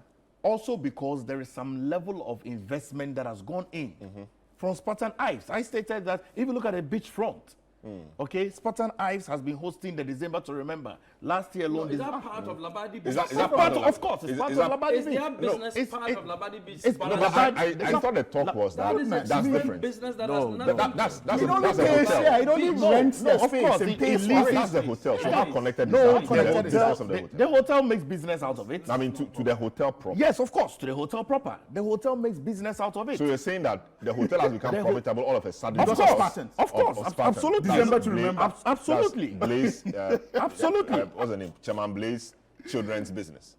They have an investment in it. You understand? At the Polo Club. And that accounts for absolutely the positive turnaround very much of Labadi Beach. Very much. Very much. The evidence is there to show. But I'm stating that there are ailing hotels like La Palme. How much did they pay to Labadi Beach Hotel? Like in the La last 2 Palme. years? I can provide that to you. Yeah, please do. Like La Palme, like Royal Ridge, like Buzia Resort, all of these ailing hotels, they've not been performing for the past 14 years. And if you are investing capital, huge capital into this, I mean, of course, if Labadi Beach has been making profits over the past 2 years, and you are coming in as an investor, and you can be able to inject capital more to make it more profitable, such that the pensioners who are sitting home and our future pensioners like myself and everybody around this table can be assured of a restful pension, I think there is neither here nor there. You should allow them to do that. And I don't think that this is state capture. If you compare what happened in the PNDC and the NDC Tell one, us what happened. of course, I will tell you. Tell us. Okay, when the 31st December movement, a quick intervention from CM. A quick one. Just a quick one. Yeah, you come back. Earlier on, Paul Grave did make this comment about if you compare the state capture then to the state capture now. So which means there's a state capture in the first place? Well, that's basically the issue. But my point is even that this kind of political equalization doesn't help economic development. It is the sort of thing that we should avoid and look at the issue. If it is a business issue, if it is an economic matter, if it is an issue with engaging in state public sector enterprise, that makes sense. Let's look at that. But to say that because there was some so-called and this is better, state, we are better. I mean, I think it is very, very problematic. Okay. And it is out of that same point that I'm saying. Right now, we know that massive renovation is going on at the La Palme Hotel before the divestiture. If you intend to sell it, why do you invest in renovating it and bringing it upstairs before you sell? But who is doing the renovation? Do we know? It is the company. I mean, of course, it's the hotel itself. This is a new way so of you want saying that the thing is going to be profitable because they have done the assessment. I see. Go ahead. Do you know that in recent times, events that are run at hotels makes hotels more profitable than even their rooms in recent times. Okay, and so for me, I think that and Labadi and La Palm have always had events. No, they have Even not focused on it. conferences. They have not focused on it largely. Even international conferences. It hasn't been their major focus until recently. Really? Yes, of course. I'm serious. No, it hasn't been their major focus. No, I mean, if you are attending smaller conferences, yes. You Where are understand? you getting your information from? No, of course. Governance, SIGA is under your... No, of course. So I'm sure you have to be reporting right. Prof has seen that I'm making the right point. No, You're not. You're not. You understand? So, Prof, allow him. Nana Ohinto has stated that we shouldn't do political equalization, and I can agree, which is why the Okujato Ablakwa should not be on the street. Because he knows very well. It's not good a block on the street. No, the TUC is on the streets. It's Okujato Ablakwa's demonstration. Everybody knows that. Have you noticed that TUC was part of the demonstration?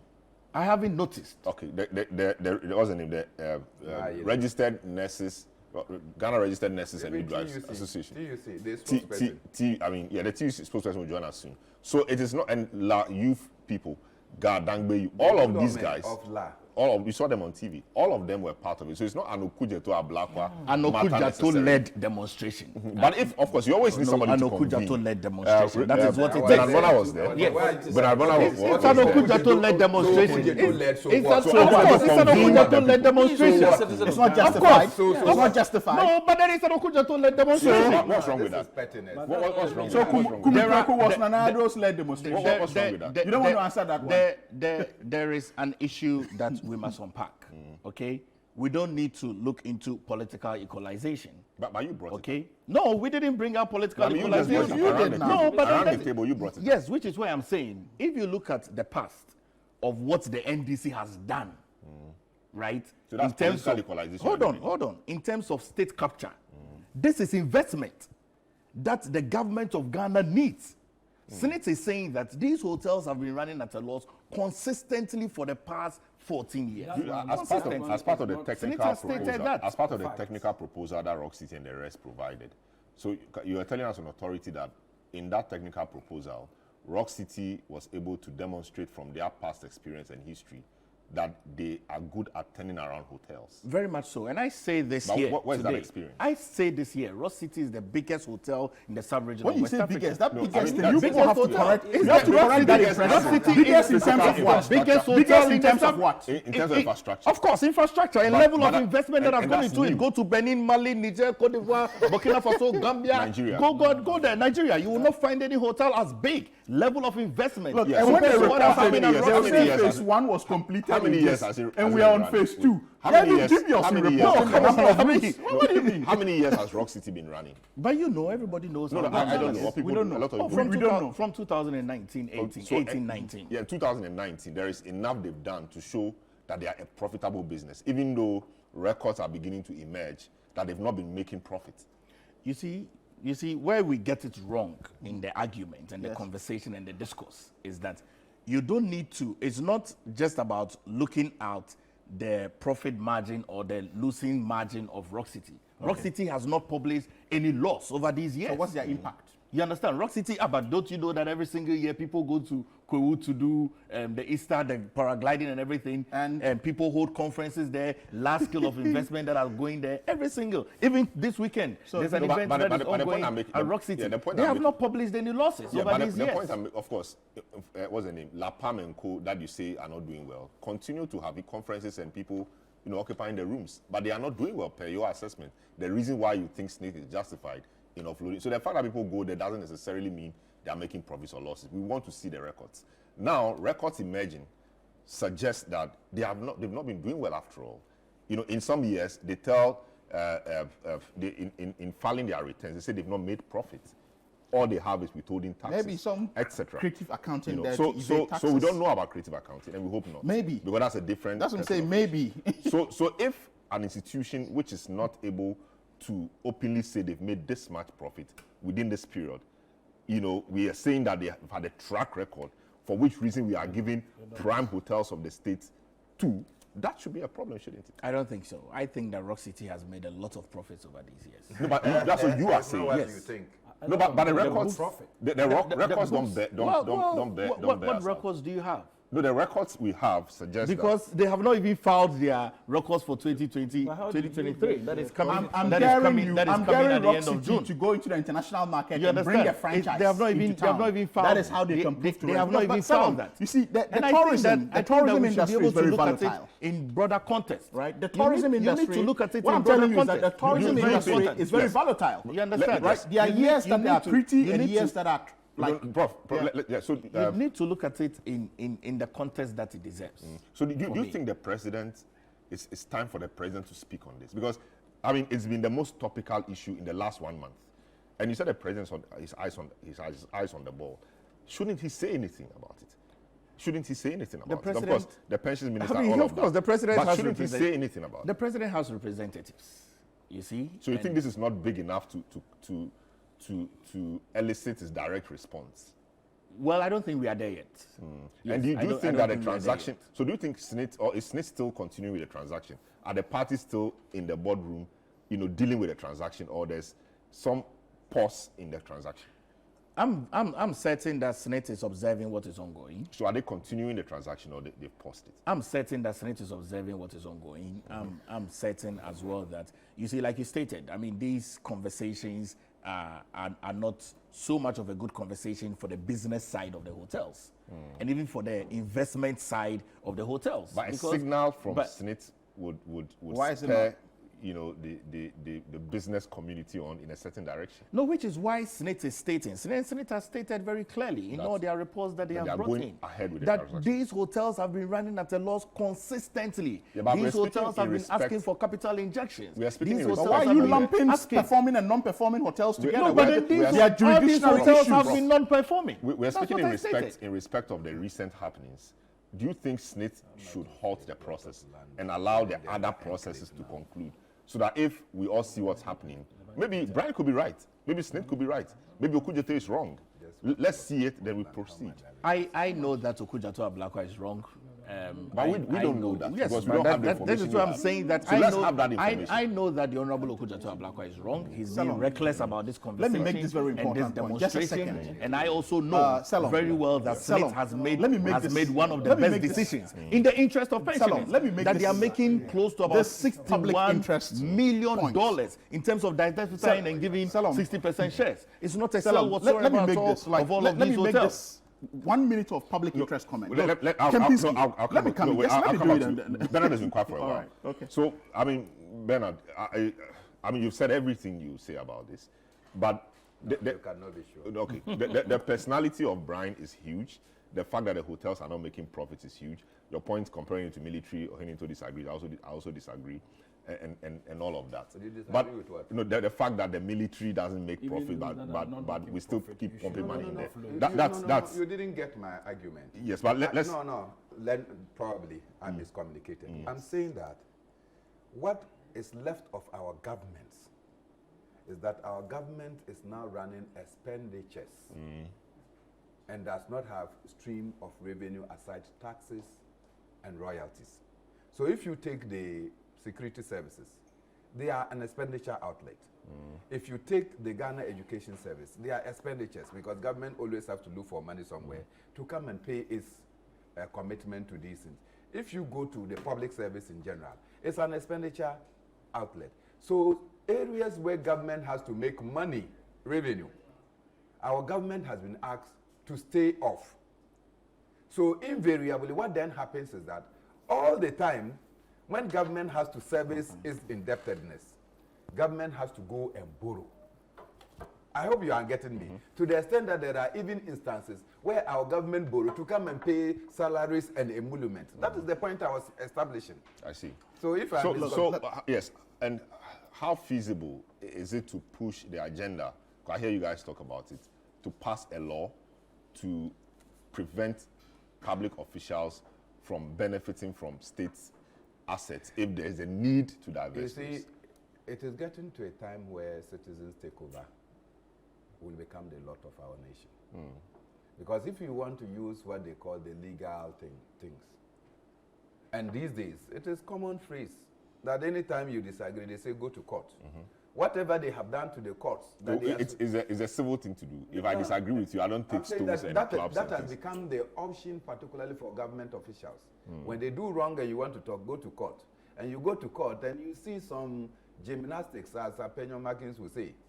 And then they engage in some legal gymnastics, and then the case, either on technicalities or what have you, is lost.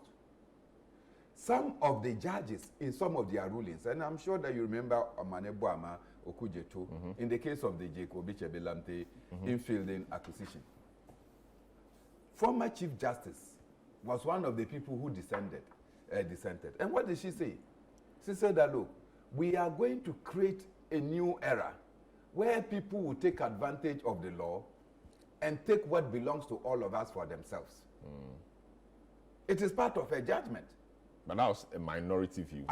Why? You have not seen, you are a lawyer, Lord Denning had always been in the minority, but his decisions later became the law. So some of these dictums will evidently become the law because, look, we are stealing what belongs to all of us and giving it to some individuals. And I think that is more than criminal. Let me make my point. No, you have the way forward. And this one. What was the way forward for this? This demonstration has happened. We've not heard from anybody yet. I'm saying that what happens? Should President Akufo-Addo not redeem his own word that if you want to do business, stay out of my government, and ask Brian Achampong and his Rock City to stay out of the purchase of these assets. And this is not the first time citizens have revolted, and the state has actually reversed. You recall that Ghana Commercial Bank was to be sold under President Kufuor. And then we revolted. We said no. The MD came out and said no, Ghana Commercial Bank was profitable and could be managed. The president reasoned today is one of the best performing banks. The president reasoned with the people and decided to maintain the state ownership of Ghana Commercial Bank. Who will say that Ghana Commercial Bank has underperformed? Who will say that? So what it meant is that we did not look at the issues critically until it was brought to the fore. You remember Agri Development Bank was going to be purchased by Stanbic Bank. We resisted. President Kufuor said, no, let me listen to the citizens. And he stopped the sale. Agri Development Bank has not underperformed. Okay? So President Akufo-Addo has a duty to redeem his own pledge to the people of Ghana that no appointees of his will go and engage in this. Failing that, citizens will take over. Brian Achampong can acquire these hotels, but I can tell you citizens will occupy these hotels, that they will not be operational. How will citizens do that? We just walk in there, except that every day they'll come and brutalize us with soldiers. Well, lawful occupation is protest. No. If that will mean that we will safeguard what belongs to us, we will do it. In any case, I have not realized that in any part of this world, conformity has led to the liberation of mankind. So it should always be chaos. No, conformity has not. Our independence struggle did not come with conformity. So if we are seeking economic liberation and some people want to have economic capture, we have to go the unorthodox way to ensure that we redeem for ourselves what belongs to us. I see. They're not hitting to. I don't know where we are going from here, but what should happen? What should we do? You see, this discussion, as far as I'm concerned, is a microcosm or a symptom of a larger issue of public sector management, integrity in governance, and so many other issues. And the worry really is that the current government, the President Akufo-Addo government, doesn't seem to put any value on public sentiments and public opinion. And that one, it doesn't matter whatever you do or say. This matter we're talking about doesn't put any value on public sentiments. When people protest, by and large, when people protest about big issues where the president has to act, he simply closes his eyes and decides not to listen. And I'll give you a few. I'll give you a few. And this is one of my favorites. His own party members of parliament, majority of them, going to him and said, Mr. President, Ken Ofori-Atta, as finance minister, It's creating a lot of problem. Public concern, this and that. We want you to relieve him of his post. He said, I'm the president. I will keep him there for as long as I want. No, he is into some... That's not what he said. He said IMF thing. After all of that, he will go. And he's gone. But even the IMF thing, when it had concluded... But he's gone now. Yes, but I'm saying, you had Bernard giving you such classic examples of President Kufuor in issues where the public expressed sentiment. He has executive authority and power, and nobody can deny that. But he decides to listen. Now, this issue about startups being given big financial opportunities is becoming a character of this current government. When you have companies like PDS, when you have companies like SML, as soon as they got incorporated, they get very heavy, juicy contracts, government related. This is, as far as I'm concerned, a startup hotel. And it is good to encourage startups. 2019, they say. Yes, it is a startup. Compare it to the hotels that they are going to take over themselves and the franchises that some of them have represented. So if you want to give opportunities to enterprises, Ghanaian enterprises, and the conditions and the circumstances begin to create such questions and doubts, I don't think it will be in the best interest of the citizens of Ghana for the president or the government or even SNIT, which also represents the people who contribute to that fund, to go ahead. In any case, as we are saying, and I want us to settle this matter properly with Paul Grieve. I don't think if Samoku Yotua Blakwa, he is NDC, he is a member of parliament, he is on the political opposite side. But Okujotua Blakwa is a citizen of Ghana. And he represents a constituency of hundreds of people, thousands of people possibly. And he raises an issue that other citizens also find to be a legitimate issue of concern. And you keep saying, Okujotua demonstration, Okujotua. It is over-politicizing a matter of public interest, and I think we should get off that. He talks about over-politicizing, and on this platform, I think he has done too much of that, and he should stop. Going forward, when issues that have to do with our existence, our welfare, our livelihood, our economy, and our national integration, when they rise, when they come up, the two dominant parties have not served this country well. And it is demonstrated in every single subject matter on each one of the platforms that have been recently. As soon as the discussion crosses a certain line, it's simply an NDC MPP matter. So is that what our citizenship, our nationhood, our whole country, our democracy, is that what it's all about? So can't we discuss the merits and demerits of any particular public issue? I think it is getting too much. So anybody who really is interested in the future of this country should look at the interest of this nation first before the interest of some group called a political party. I belonged to a political party before. And I saw some of the things that even within the workings of the political party were not quite positive. I'm not going to go into the details now. We are at a major junction as a nation as far as the economy and our governance is concerned. These are issues that we need to look at going into the next election, because Bernard was talking about leadership and management. Yes, you could get some style of management into a certain public enterprise and it will work. If that is what government ought to do, then government ought to do that. If the asset is non-performing, I will not say the state should continue to put money into it.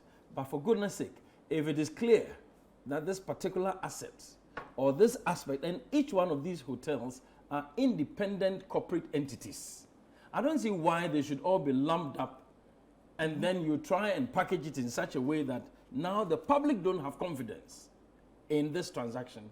And I think the government or SNIT has to take a second look at what is going on. I see. Prof, so well, all right, so your concluding thoughts, what should happen? Look, even though this is put in PR language that Rock City is the biggest hotel or whatever, look, it's nonsense, right? It's nonsense. Infrastructure-wise? Okay. No, when it's infrastructure-wise, but you go to read and it's in PR language that the first phase has X rooms and the second phase is being under construction. And they lump all of this to say it has what? Okay, granted, let's take whatever PR we are putting out there as right, that Rock City has 600 rooms. But have you been there? I don't need to be there to know all of this, right? Let's say it has 600 rooms. 600 rooms, let's ballpark. Let's say since 2019, its inception, these rooms have had full capacity from Monday to Sunday, right? At a rate of $200, which is not, right? And we crunch the numbers from 2019 till now. Can Rock City raise up to $15 million? No, but plus it's OPEX. No, I'm just giving a classic example for you to. It's food but raising the money. Also no, I'm just coming. Right, I'm coming to that. Can you come? Yes. So now I want to know if Brian or Rock City, right, it's bringing bank loans or they're bringing facility in to do this. That has not been stated. So if a government official, right, who has served in the U.S. Army, of a rank of a private, which is entry level, it's not even officer cadet, right, for just a few months, not up to even a year. Really? Yes, if you can check the record. Returns home to join politics and suddenly becomes a businessman and is able to cough up this amount without proving a source. No, but it's not as if he just popped up. He's been around for a while. When we say popped, I mean, come on, you all know that. You know how hard it is. You've been representing clients who are businessmen. You know how hard it is to raise money and capital. Yeah, but people have networks. So you should prove his networks and how he's lumping this together. The strategy for the bid is interesting because it's a public interest. If you go and bring Hilton in, it's not our business. However you acquire Hilton, it's not. But if you touch state property on prime land, seafront facilities are prime. Right? Let's even do a proper evaluation. Are those hotels indeed worth the prices they are being put for? But there is a history in this country. The only race course that we had in this country, was brought down to zero, and a 5-star hotel was put up. And the very citizens that live around can't even afford to have breakfast, lunch, or dinner in that 5-star hotel. Why do we have to still be on this trajectory? I see. Today, look, it'll interest you that they take over Labadi Beach Hotel. Few months down the line, they start raising it down to put up luxury apartments. It will surprise you that that's what they may do. But in any case, correct me if I'm wrong. I'm not well versed in land law in Ghana, right? But my understanding is that this was taken off the people of Ghana Dangbe, right? If the government is not going to use it for its sole purpose, does not go back to the state. But the government is not divesting itself entirely from it. The government still has some. So that's the strategy the government is doing to actually insulate a private man to have it. So you see where things are to make it very cheap, right? So you see that's why I'm asking for an education in this life. Yes, it's not entirely. That's what I'm saying. That's the strategy. So you see how the government is in bed with a sitting member of cabinet. I mean, as a cabinet minister, you should have conscience. You don't meddle in things like this. Local what? Profit will not be repatriated abroad, dollars, etc. Oh, but they are giving tax-free holidays. But they are giving tax-free holidays to international firms. When the Pullman at the hotel, Pullman Hotel at the airport, what's happened to it? It's stalled for the last couple of years or months now. Was it not giving tax waivers? So we even bring in multinationals and give them tax waivers. How much more repatriation? They should stop those gymnastics. We understand what they are trying to do. I see. Right? So for me, these things are neither here nor there. But again, I'm putting out the challenge to the Rock City Group. Prove to us that you can go onto the international market and bring us a franchise, and that we would have no problem with you. Right? But in any case, who has done, is it a management issue? Is it a liquidity issue? What is it with the hotels? No one is telling us. You just say the hotels have a problem. And people don't understand. Tourism sector is very volatile and has its ups and downs. More so when you have hotel facilities in prime. Look, the acidity content in our beaches are very high.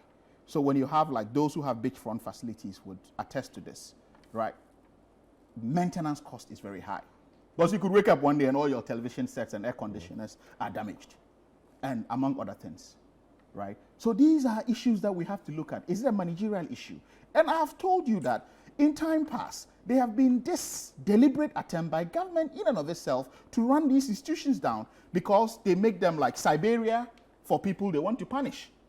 A new government comes in, okay, someone was senior management at SNIT, they say go and head the Golden Beach hotels because they feel like maybe the person does not even have those experiences. Would your reaction have been different? Yes. If Rock City is not taking, or SNIT is not offloading 60% shares, maybe 20%, 25%. For me, the involvement of a cabinet minister is problematic. No matter the stake. The stake. 0.5%, 0.1%, I'll have issues with that. The involvement of the cabinet minister. And look at the bids. There's not even transparency in it, and it smacks of insider trading. I see.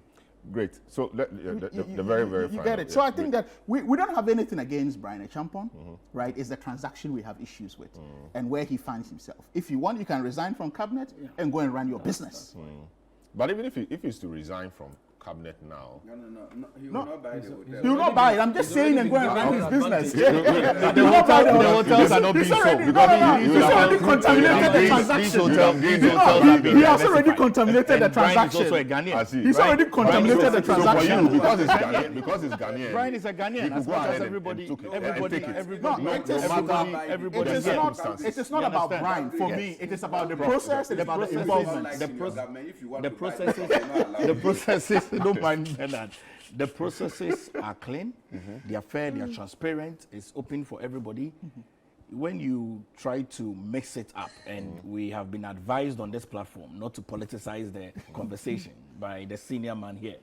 Even you mix it up with the cabinet minister and the minister of state and all of that. These are facts which we cannot divorce from the transaction. But then there is no level of conflict of interest here. No, we don't know that. I'm telling you, we don't know that. Okay, let's try to deal with that. But then there is no conflict of interest because here. If you look at the debates, he has businesses that he's been running all these years. Nobody has had any issue about that. He's employed Ghanaian citizens.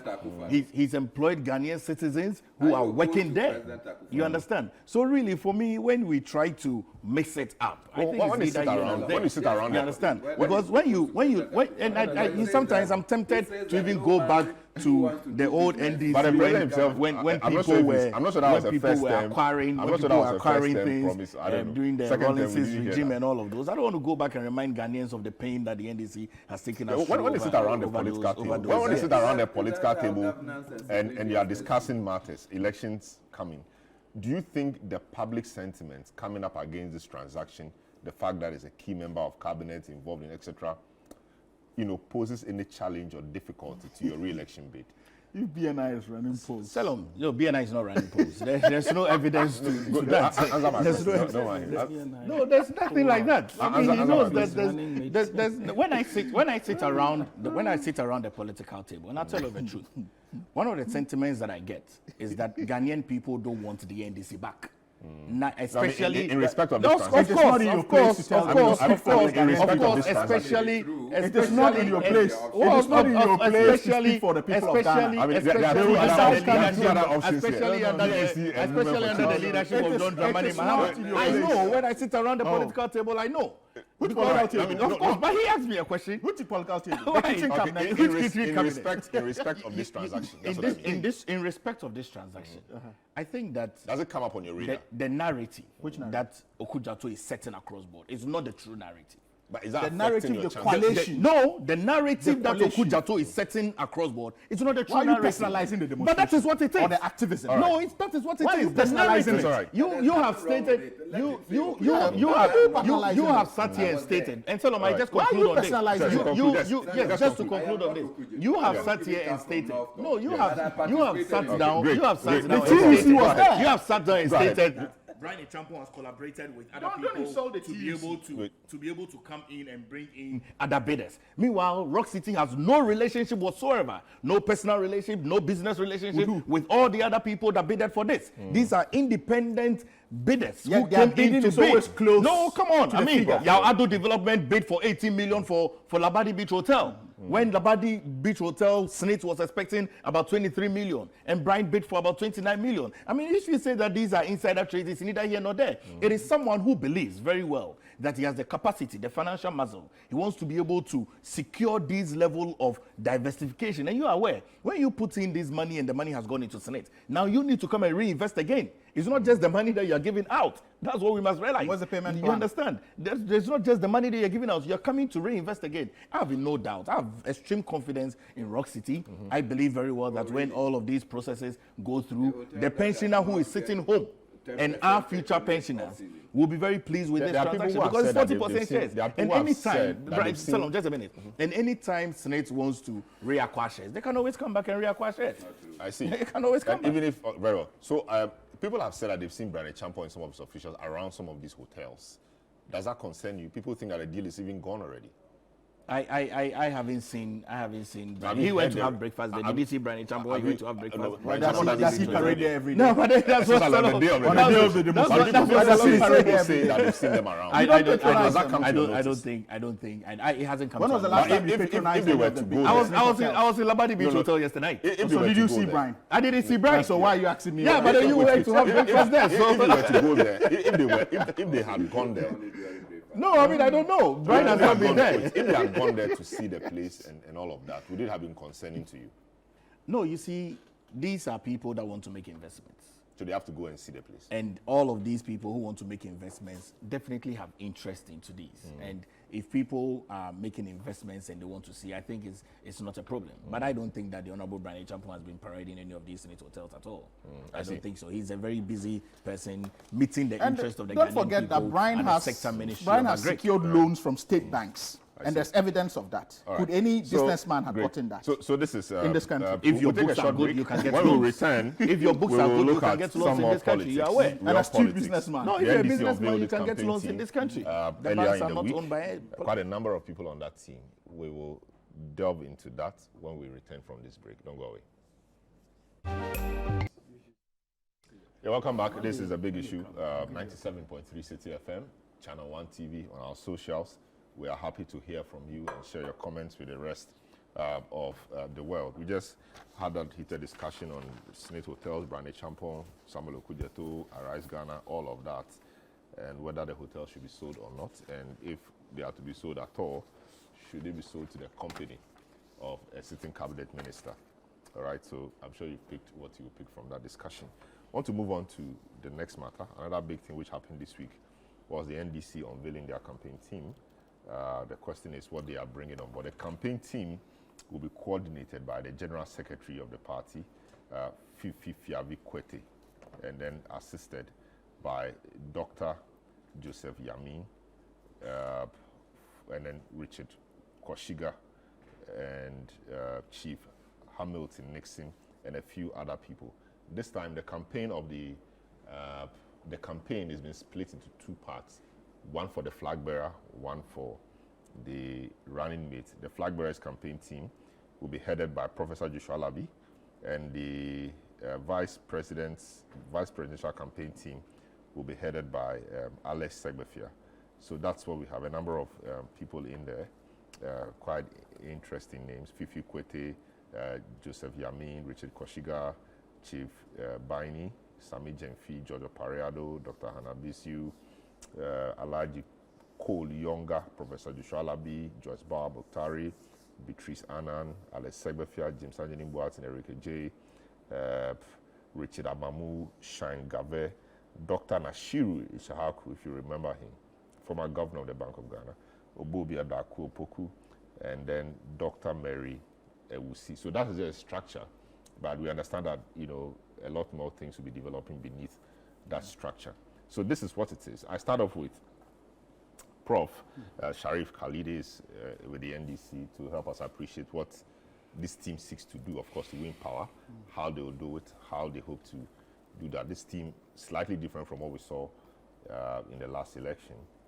So, Prof, congrats on unveiling this team. It's been quite some time, but finally we have the team put together. Of course, the objective is to win political power, but how is this team going to do it? Well, I mean, I've seen tabloid press of the MPP, such as the Daily Guide, trying to poo-poo this whole idea of a campaign team by, first of all, putting up a banner headline that Haruna and Mutaka missing from the NDC's campaign team, which I thought that it was quite a shame to have come from them, because they probably did not understand what has happened and ran ahead of themselves. Because if you look at this whole structure, how many MPs, bar the minority leader, how many MPs do you have on it? None.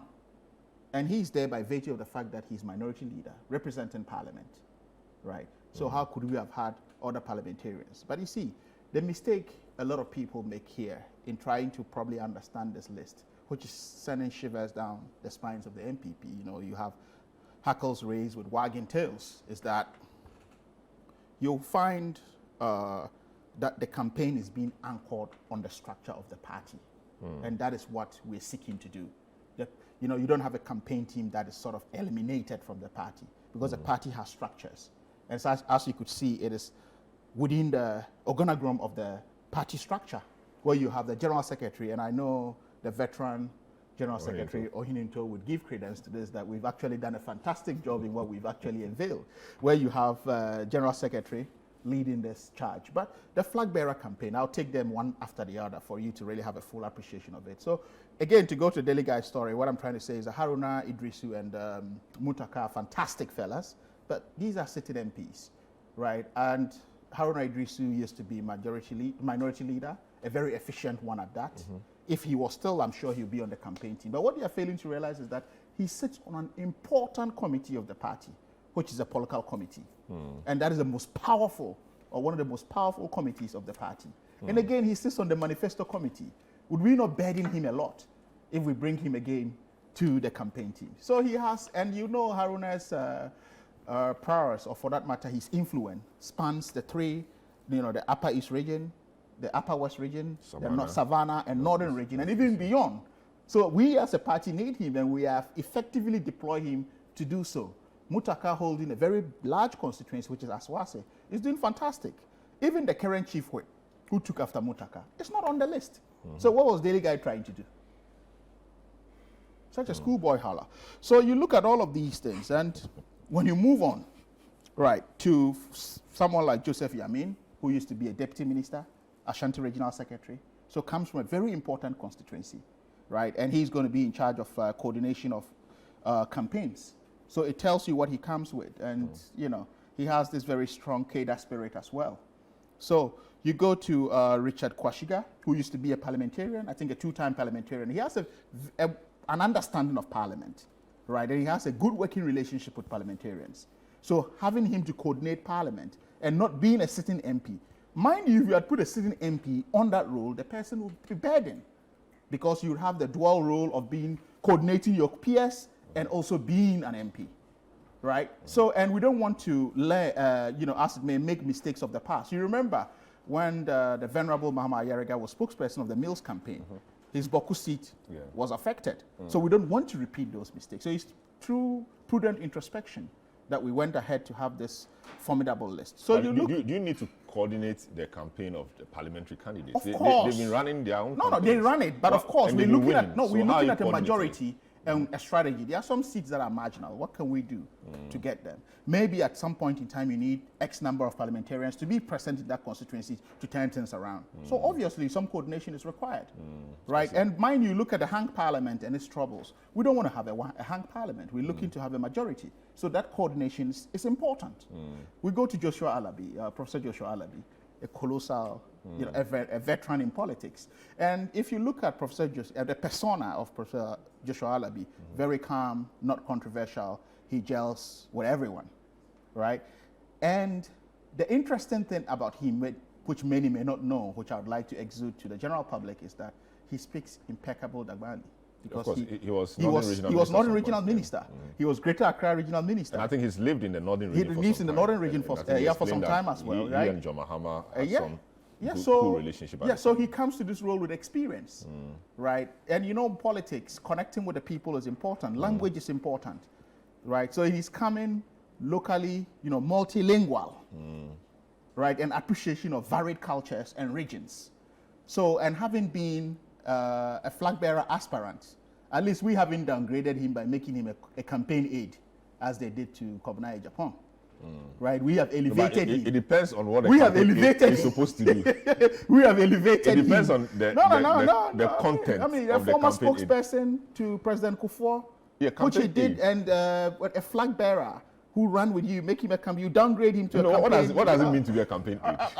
It could be anything. So we indeed elevated Professor Alabi, and then we've made him head of the flag bearer campaign. Right. So it tells you the kind of respect we have for him. And I mean, everyone respects him in the party. He's a certain vice chair.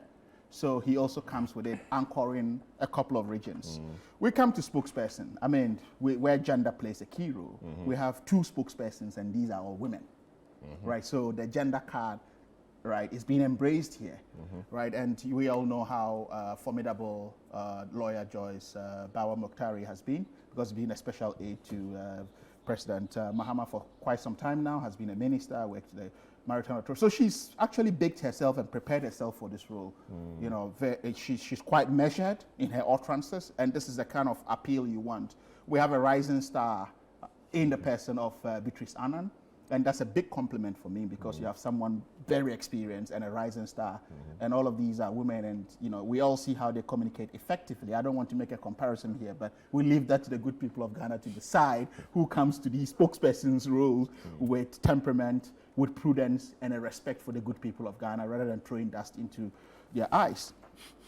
And you know, George, you know, Pablo, who is our youth organizer and youth commander, very effective. So he's representing the youth front. So you see that there's a deliberate attempt to have a stakeholder embrace within the structure of a campaign team. We all know how effective he is. He has experience having been MCE, right, within the Eastern region, right, and moving on to become a 2-time youth organizer. He comes to this role with vast experience and a good representation of the youth and cadre front. Then we have James Honorable Alex Xavier, who is heading the running mate campaign. Again, Alex is a fantastic appointment here, if I may move on to go, because Alex was someone who was in the Mills campaign and did effectively. It's not a downgrade for him. It's not a downgrade at all. He led the Mills campaign of 2008. I'm coming to that, but how is it a downgrade? He led the campaign properly. Yes, so I'm coming. Okay. Right.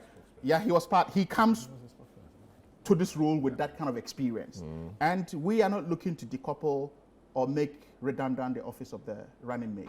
So it's a respect that we are giving to the office of the running mate, which is why we bring the Venerable Alex Xavier to it. And having been a deputy chief of staff and run the Mills campaign, he comes with a level of institutional memory and experience to which he's bringing to bear to the running mate's office or campaign, as far as this campaign is concerned. So it's not one of a downgrade, it is one of bringing his experience to bear on that office, giving the elevation and reverence we give the campaign of the running mate. Talk to me about Dr. Nashiru, former governor of Bank of Ghana. Well, I mean, what's he doing there? Yeah, what people fail to realize about Dr. Nash, he's a political activist, right? Not just a political activist. No, I'm going to come to that, right? What people forget is that you remember Dr. Nash, as we affectionately call him, ever ran for the Sabonjida seat, which is now the Tamale Central seat that Haruna Idrisu holds. He ran against him and won, but he couldn't, annex the seat. Okay. So such a person would tell you that he has grassroots appeal and experience, right, to have been able to win that kind of a primary and move on to that. Then, he's headed a very important institution as a development banker, where he served in key institutions abroad. Having returned home, he ran EDIF, which is now Exim Bank, then moving on to be deputy governor of the central bank, then governor before leaving office. So it tells you that he has a very it's a cocktail, right, of bureaucratic banking or development banking skills and that of politics and grassroots. And that is needed. And as you know, any campaign needs funding, right, and needs prudent management in running its budgets. So if you have a former central bank governor sitting within, he knows where the money is. It's not about knowing where the money is, unlike Baumia said, and we are still not seeing it. And the IMF money, we are struggling to still have. See. Yeah, so it tells you that Dr. Nash, as I said, comes also to this role with greater experience. I see a deliberate attempt to now be including the professionals. Yes, the professionals, where you have Anamu, right, and then who represents the professional front. And then even you have the founder of the Pro Forum, or Sampiale, His Excellency Sampiale, who's also within that fold. So is it a case that the NDC is trying to fill, I won't call it a void or a gap, because people have said that professionals don't find the NDC attractive. It may be propaganda, it may be true, but is it the case that the NDC is not deliberately trying to bridge that gap? No, it's a stakeholder-centric approach to embracing everyone, so they could be clear representation. Even our manifesto, right, which we call the People's Manifesto. You know, we engage stakeholder groups. The flag bearer had a nationwide tour engaging people. So they are all feeding into this. So what we're trying to do is, like, we're not going to have a top-down approach, but we're going to have a bottom-up approach where we integrate everyone. So I don't know where the criticism, because we have been pro-people and pro-institutions and pro-professionals in time past. Right, from our June 4th CDRs and all of that, it tells you what it is. And the Cadre Front in the 31st Zimbabwe movement, which Nana Kunedu Ajimarores was running, all of that will tell you the kind of embrace we have for professionals. So we haven't really thrown that away. And if you look at other persons mentioned, like former Chief of Staff Julius Debra, again, very experienced man. He's been local government minister, and you know what it is to be a local government minister, Eastern Regional Minister. He's been a key senior advisor to the flag bearer. So coming again to this role is, you know, very important. We have, again, another central bank governor in the person of Dr. Dufour, Governor Dufour, who is also there. So it tells you money issues is big for a campaign. Great. Right. And Toto Bikwache, again, you know, experience, security-minded, Samuel Ofosu. So it tells you also, you know, we have Chief Baini and we have Ofosu Ampafo. They've lost elections, but they've proven when they were holding these rules that they could be effective. And what again, it speaks to the astute chairmanship of General Mosquito, that having run with these people, they've lost elections, but we still need them. They have something to offer. Let's bring them on board. Great. Right. So they are not put in the margin. So everyone is represented in this campaign. Good. Right. Honorable Nana Hinto, you've been General Secretary. To see your opposite number, not directly though, Fifi Kwete, coordinating this campaign, I mean, only underscores the crucial role of General Secretary. What's your general thinking about this campaign team? Well, I've been following the news and especially listening to Prof. Khalid now. It's clear that the NDC intends to do a review or a re-strategizing of their campaign approach, because a lot actually depends on the team and the kind of human resources and expertise and experience that you bring to bear. So to that extent, it's okay. I can see the efforts that they have made in, you mentioned the point about inclusion of the professionals. That will show you that over the years, NDC has not traditionally courted the relationship and support of the professional grouping. But in all of this, my issue will not be so much of the campaign team and what their strategy is. I will be more interested in looking at what this campaign intends to deliver to Ghanaians. Because after all, if you put together a very nice team, and I think they've put together names that I recognize very much in terms of their own expertise and experience in their professional areas, and especially also in politics. And General Mosquito is obviously a veteran. I mean, I was a general secretary with him, and we worked together a lot, and a lot of the names. As for the names that you mentioned, Tutubi Kwachi and the rest, these are names coming from the PNDC era. Sampi Yale, I know all of them, and I do recognize their capacity in terms of political astuteness. So the strategy and the way by which you want to win election, I think they have what it takes. But as I said, my interest will be, so you put together a machinery, and then what is your message to people, especially at a time such as this, when Ghana has basically gone full circle, I would say, in the Fourth Republic, 32 years.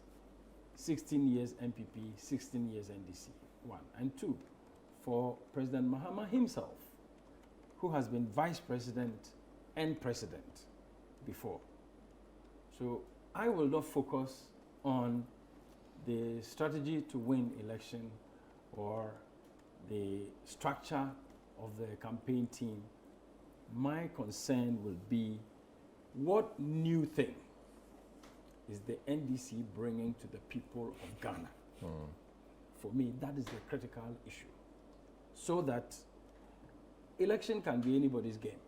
And I am the first to admit, and I've said it in public media, that by the end of this year's election, President Mahama, Alacha Martin, one of them clearly will become the president of Ghana. Unfortunately, one is sitting by you. One is sitting by you.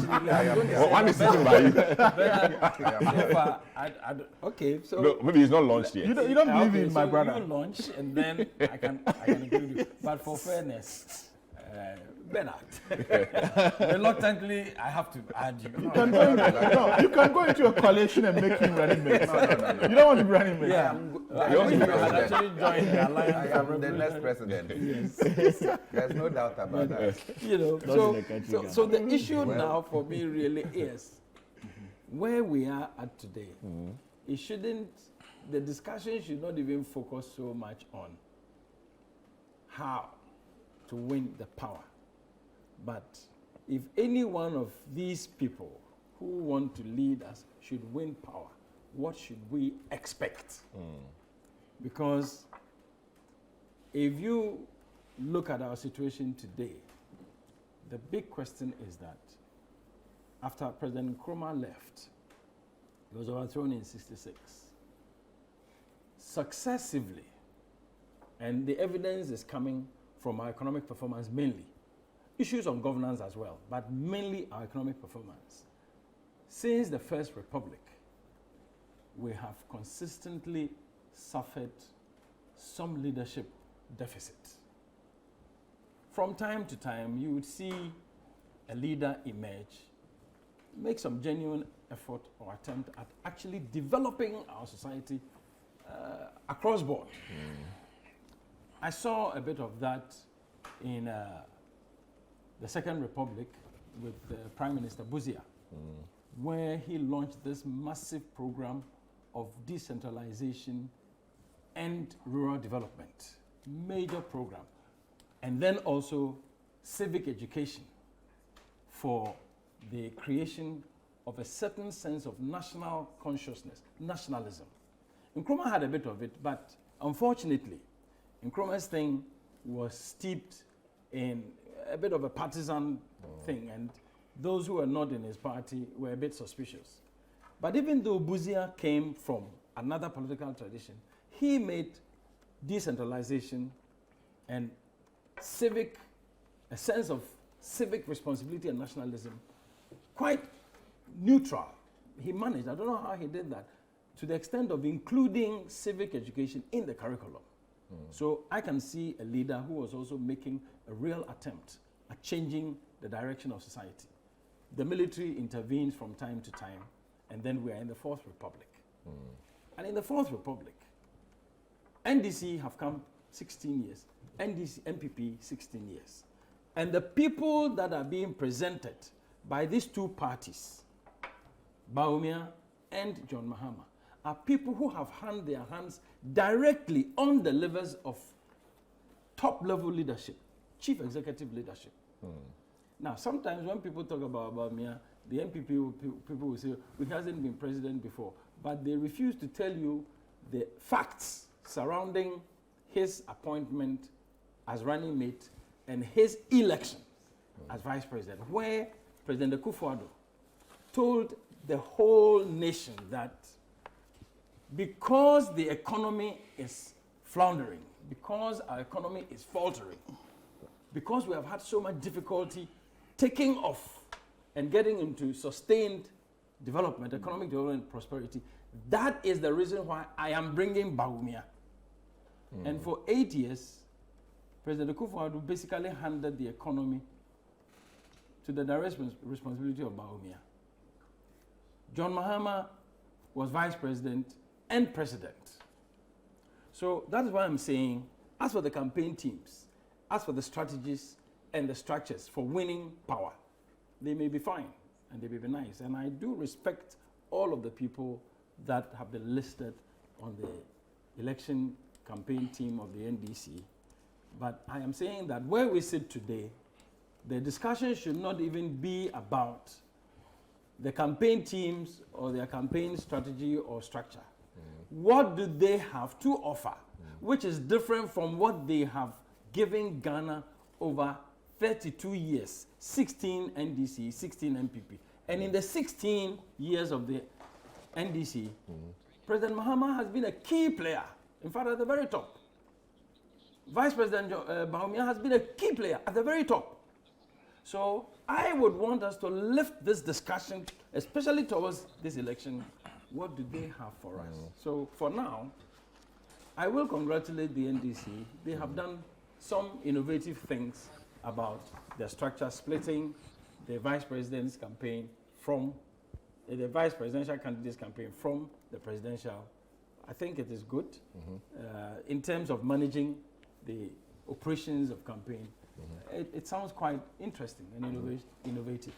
But I will wait to see exactly what the NDC and the leader of the NDC's campaign, the bid, John Mahama, has for us.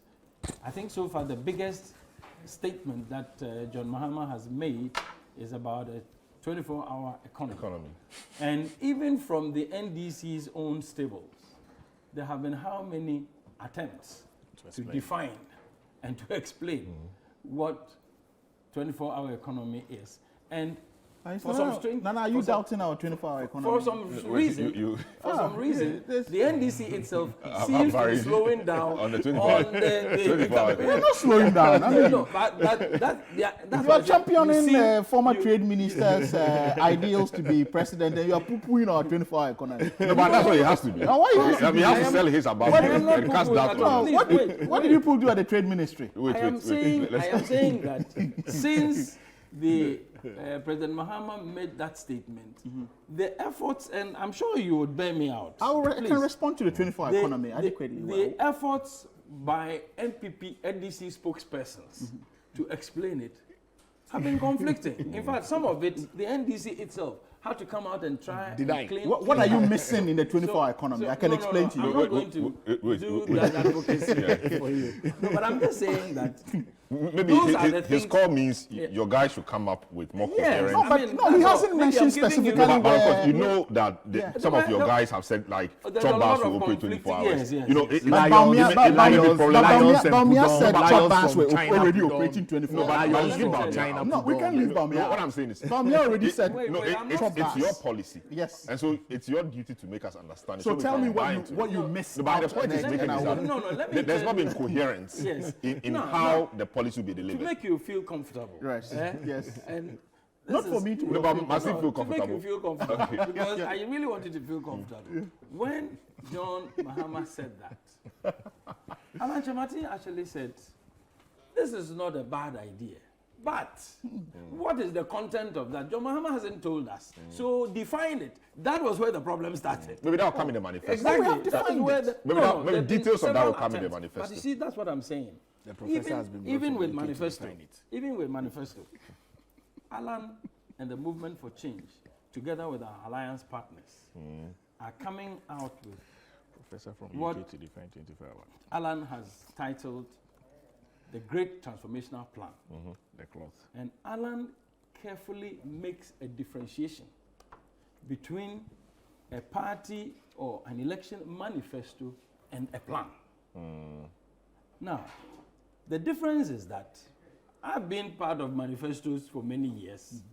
I've been part of drafting portions of manifestos. I've read different party manifestos and so on. In fact, I've even read and been part of the processes for developing the National Development Planning Commission's agenda, that document. What you will find is that those have the character of what we call manifesto. promises and targets, usually. And there is a gap. And the gap is the plan as to how these targets can be achieved. We want to achieve a budget deficit of, say, 5%. So that is the target.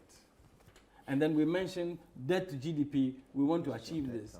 And then exchange rate, we want to achieve this within a certain period. And exchange interest rates, you know.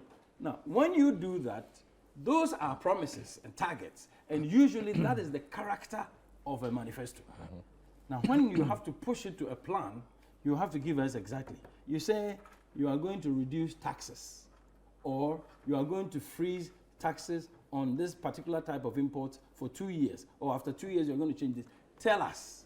That usually is missing in a lot of manifestos. Before Alan even steps out, before he even stepped out to launch his bid, he had already come up with the draft document, parts of which have already been publicized a lot in specialized seminars and summits and so on. On Monday, that full document, which is not just a set of promises, but both a strategy and a plan. And once you take the plan, it is so easy for you to build a budget for implementation. It is very, very easy. So Alan is giving Ghanaians a plan. That goes beyond just promises and says that this is how I intend for us to get out of a situation where we are never able to get out of our debt hole. This is how I want us to get out of a situation where our city finds it difficult to get any weight or value. This is how, and this is how I want to transform agriculture and make sure that industry now articulates so well with agriculture.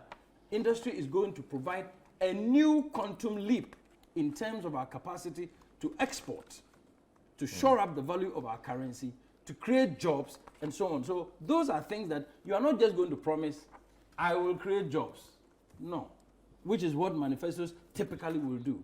So if our political competitors are listening, then the point at which they can really compete with Alan, because we're all going to be in the political market, and we're going to present our case to the people of Ghana, that where we are today, where debt to GDP is in excess of 80%, this is how within 3 years, within 5 years, within 4 years, debt to GDP can be brought down to below, let's say, 20%. So the ideas will be there, yes. But of course, this NDC campaign team with other things. So Alan has been going around, you guys have been going around.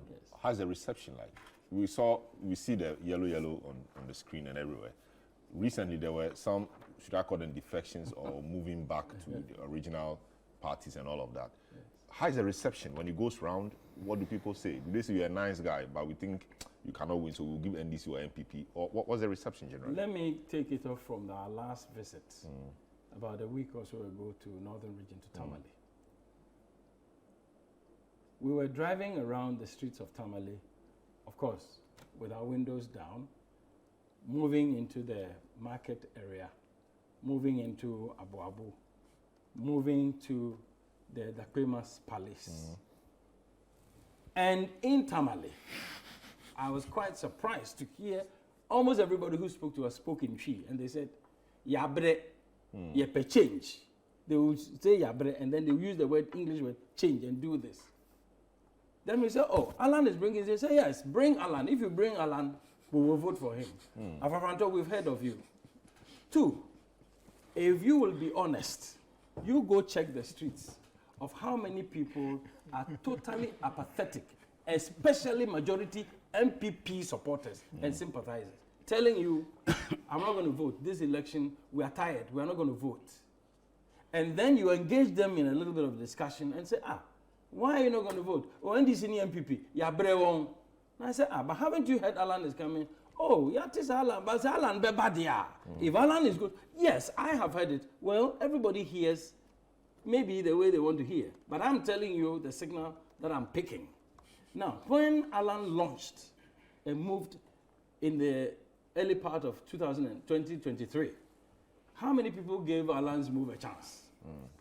I'm telling you, very senior people of the MPP went on TV to say that for as long as Alan has stepped out of this party, his political career is dead. They used those words on TV.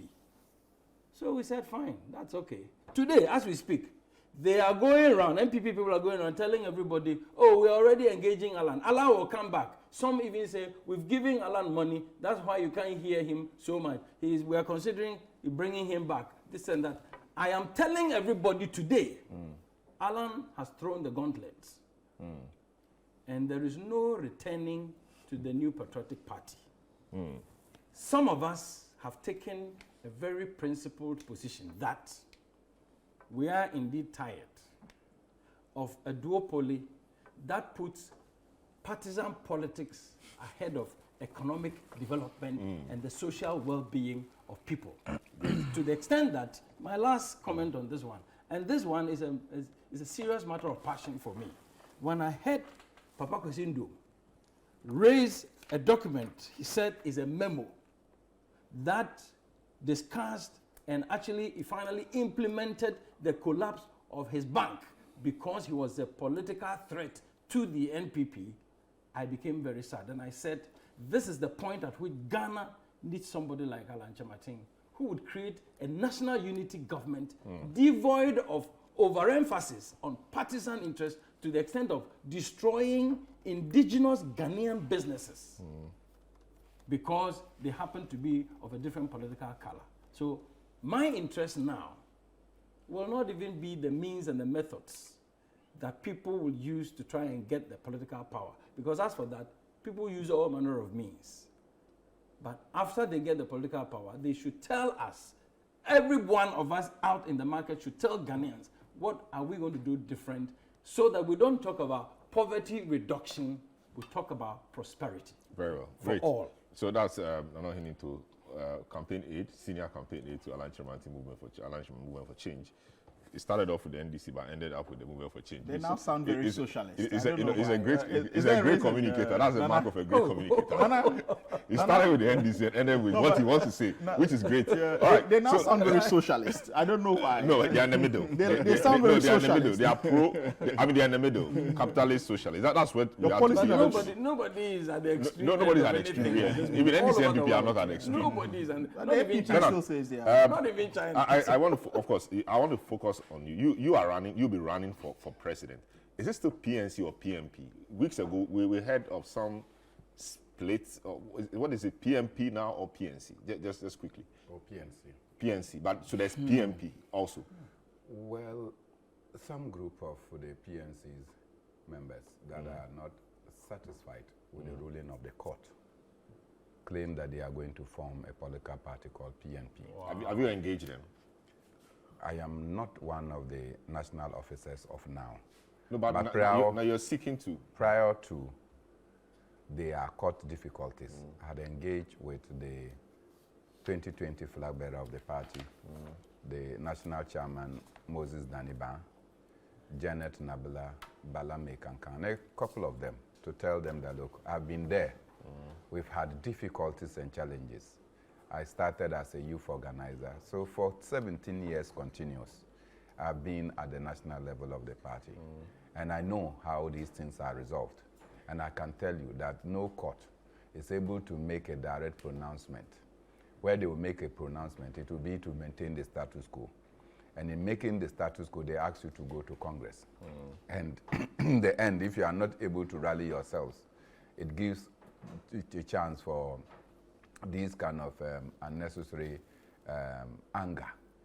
And it appears that both sides were overconfident of the court, that in the end, they decided not to listen. And the court took a decision, and my worst fears came into being, that those who did not win chose that they would sit away because they felt that they will be victimized in the party. They are seeking to take over the party assets and all of that. I don't know how that's going to play out. Well, certainly PNC assets are registered in the name of PNC. Just some of the offices are not registered. They're offices given to them by persons, individuals. For instance, so give an instance. They give some examples. I don't recall. Give an instance. There is no office that has been given to them by an individual. So those in fact, the rents that they have been paying, they have been paid in the name of the PNC. What do we call it? Tenancy agreements are always done in the name of the PNC. PNC. So how do you go and take a tenancy agreement that was signed and executed in the name of PNC and say that you paid the rent, and that because you probably mobilized resources to go and pay, you are going to take that asset? I mean, you will be a good lawyer for such issues. So that's sorted. This clarity is fine. So you are you are running you'll be running for the flag bearership spot for president. When are they opening? When is your party opening nominations? What have you done so far? What have you been doing? Well, after 2 months of the court's ruling on April 8th, on the June 8th, they had a National Executive Committee meeting. And and we have written a petition, 3 of us, to the National Chairman, to the National Executive Committee, to the Chairman of the Council of Elders, and of course we've copied the 2020 flag bearer. And in that petition, we have said that, look, you have already delayed the processes of Congress and the internal schedules. Then on the 8th of June, you met. At that meeting, you decided that you give schedules of fees and then timelines for Congress. When you did the schedules of fees, you did not come out with the guidelines that will accompany the schedules of fees and the timelines. 2, you did not indicate when nominations are picked and when nominations are returned, so that people will get to know that you pick nominations on this day, you are supposed to return nominations form on this day, and where the nominations forms can actually be picked from. But these are grave omissions. You think it's deliberate? No. So we have, that's why we have petitions, so that if they were deliberate omissions, they should know that some ones of us have been there before. And I have examples every time that we do Congress guidelines and all those things. We have evidence, we give it to you. If you don't understand how party works, at least there are people that have gone through the mill. So you just come and we'll provide the information for you. Of course, I've given the information on how we used to issue guidelines. We tell you when nominations are open, when nominations are closed. Importantly, see, the Electoral Commission will be opening for filing of candidacy and what have you, parliamentary and presidential, in September. You have shifted your Congress, National Delegates Congress, to the 31st of August. What it means is that soon after you are done your presidential elections, you are moving to file. The issue of even who becomes your running mate, if you have not already determined, as in my case, I've communicated with people that I think are prospective running mates, then it means that you will now be struggling to choose a running mate. The third component of this is that after the August event, you have barely 8 or 9 days to go and run effective campaign across this country. They have no constituted committees that will be relevant in the organization of Congress. And so we think that, look, the NEC that they held was inconclusive. They need to call an immediate NEC to deal with these lacunas so that we'll be able to fit in quickly, because party members on the ground are yearning that we'll be able to put up a formidable contest in 2024. And as you can see, I just showed you a document that I'm already doing for the People's President. And I'm taking sector by sector with a very seasoned team that we are working. And you can see that I'm a bit fatigued this morning. You've been working throughout the night. You have to be working if you want to do this. No, policy thinking is not an easy thing. People, look, the team that I set up include, I don't want to mention some of their names, but of course, these are professionals in the various fields. They will sit down, bring up a sector, and ask you what you think you want to do. Then I come up with ideas and they will tell me this is not radical enough. Or this is too radical. Can we have a compromise? Some of the situations I say, look, this is a red line. You cannot cross what I want to say. Do you understand? And so, for instance, when it comes to education, one of the things that I have said is this. Pagram is suggesting that you may be an autocratic. No, there are red lines you will not cross. That is a fact. In every democracy, there are red lines and there are green lines. So in my leadership, there are things that I want to do. And this is what I want to sell to the people of Ghana. One of the things, that's non-negotiable. Yeah, one of the things I've said is that, look, no student will be given a knock or be punished for speaking your local language in school. And that the days of our security services telling you that if you don't pass maths and English, you cannot hold a gun or you cannot go through security training will be over. Yes, seriously, because our local languages are not subservient to the English or French that we learn. They are superior, and there are people with local language. People speak Twi. Their level of proficiency in whatever they want to do is far superior than those of us who can speak impeccable English. And so we should find a way to go local or to speak local and go Africa. And this is what we are planning to do. Look, there are people who speak a lot of Twi, right? Go to Agbogbloshi market and turn around. Look at the businessmen and women. Look at their understanding of how to do trading. And come and tell me that it is their proficiency of English that is enabling them to do so. So this nation can be better if we decide that our local languages can be packaged in a manner that will ensure that if you understand it well, you should not fail economics. I see. Do you understand? Great. So we have concepts that we are bringing, and I'm saying that we have been working. We are not waiting for the party congress, but we are putting together ideas that at the end of the day will submit to the National Executive Committee for consideration, and I'm sure that it will be adopted, because this country cannot rely or continue to be under the apron springs of the NDC and the MPP, who have failed us. It's a race to the bottom. Just sitting here on this table, anytime Professor Khalid speaks, then you hear Palgrave say that we don't want to remind the NDC of their record. And when this one is speaking, they say that this is the record of the MPP. We did not come here to be lamenting over what previous governments did not do. Great. We are talking about a new path, a reason for which you were voted into power, that you should bring the people of Ghana out of their economic quagmire to a level where they can have economic serenity. And here you are, you have failed them. You keep increasing prices of everything, and then you expect citizens to be excited about it. Businesses are suffocating because we are unable to manage the economy. We cannot tolerate that. Great. So that's Bernard Mona wants to be president, the people's president, and he just finished speaking to us. Parry, yes, your opponents, the NDC, have outdoor their campaign team. You did that earlier. But you need to permit me to say something. Okay, so just 1 minute here. Importantly, let me say, after you gave him a platform to campaign, you but he deserves that. He decided to use it to campaign. A whole presidential aspirant. My elder brother used it to campaign. No, I was. I'm also against us. No, president aspirant or flag bearer aspirant, hopefully it's on the show. We owe him that. No, just use 1 minute. I am hoping that when I'm launching my campaign, you come and stand there and campaign. No, he'll be a running mate. I'm with the NDC. I'm with the NDC. First and foremost, I've seen that the campaign team is of two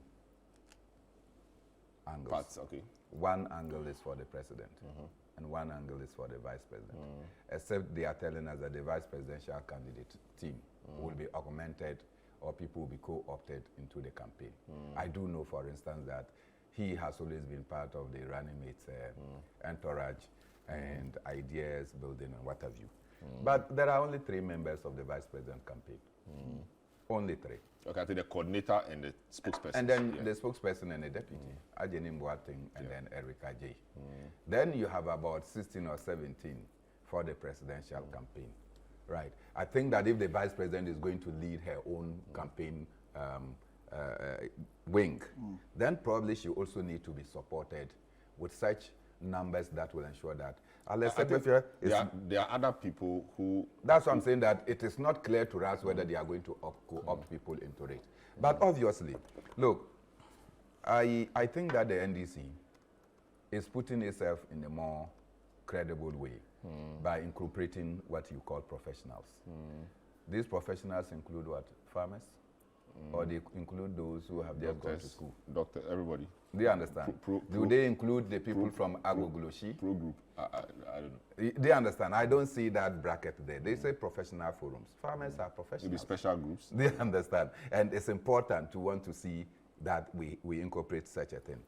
The other point that I want to make is in favor of my elder brother, Haruna Idrisu. Haruna Idrisu, there's no doubt, is a colossus within the National Democratic Congress. There are many that Haruna Idrisu single-handedly has helped, particularly in the northern regions. That I don't know, for whatever magic, Haruna Idrisu always is assured that he will win his constituency. It's always about the numbers. Even when Haruna Idrisu was changed as the minority leader, it was almost at the time that the NDC was going for its National Delegates Congress. So people were bitter, and they said that John Mahama will lose in his area. It turned out that it was only in Haruna Idrisu's constituency that every delegate voted for John Mahama. Every delegate. He just went to them and said, this is the candidate I support. So if you are for me, you must vote for the presidential candidate of candidacy of John Mahama. And John Mahama got 100%. I'm not sure that any constituency was able to deliver, including even John Mahama's former constituency. They were not able to do that. That tells you the stature of Haruna Idrisu. And many people thought that probably he could have been. But listening to the argument that, look, we want to liberate parliamentary candidates, concentrate on your You buy the argument. I think that is more solid than anyone can imagine. Pagri, we have 5 minutes. Okay, so the NDC has launched their campaign team. We would congratulate them. You're part of the team. I know that. Right. You know, Professor wants to be on my case, but no, your time is limited. In fact, our time is limited. So just go ahead. They've launched their campaign team. We would wish them the best. Obviously, it's a very heated, and I pray that it would be a very healthy electioneering year for all of us that are seeking to lead the country forward. We would pray that the discourses as well would be clean, devoid of insults and personal attacks, but would be on issues, should just be on issues.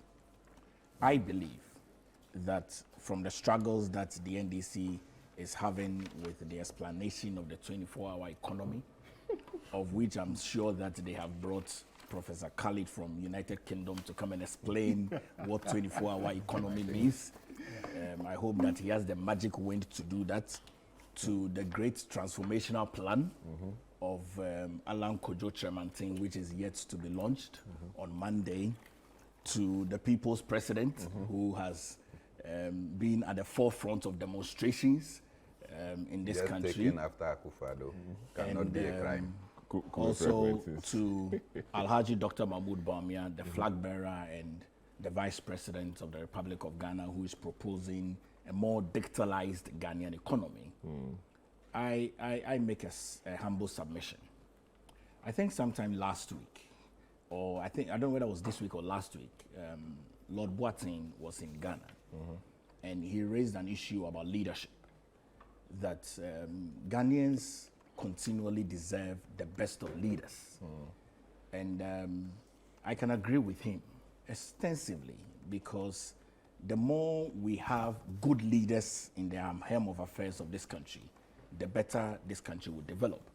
And it's fair to state that the MPP and the NDC have both had a fair share of the Fourth Republic democracy.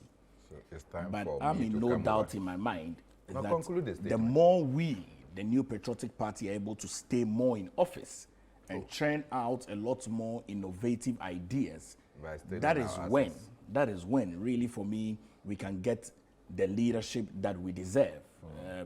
But having studied Alhaji Dr. Mahmoud Bawumia, who is the Vice President and flag bearer of the New Patriotic Party, who tomorrow is addressing the Ghanaian community in United Kingdom at Croydon Trinity Baptist Church from 2 p.m. to 6 p.m., and expanding more on the digital agenda that he has for this country.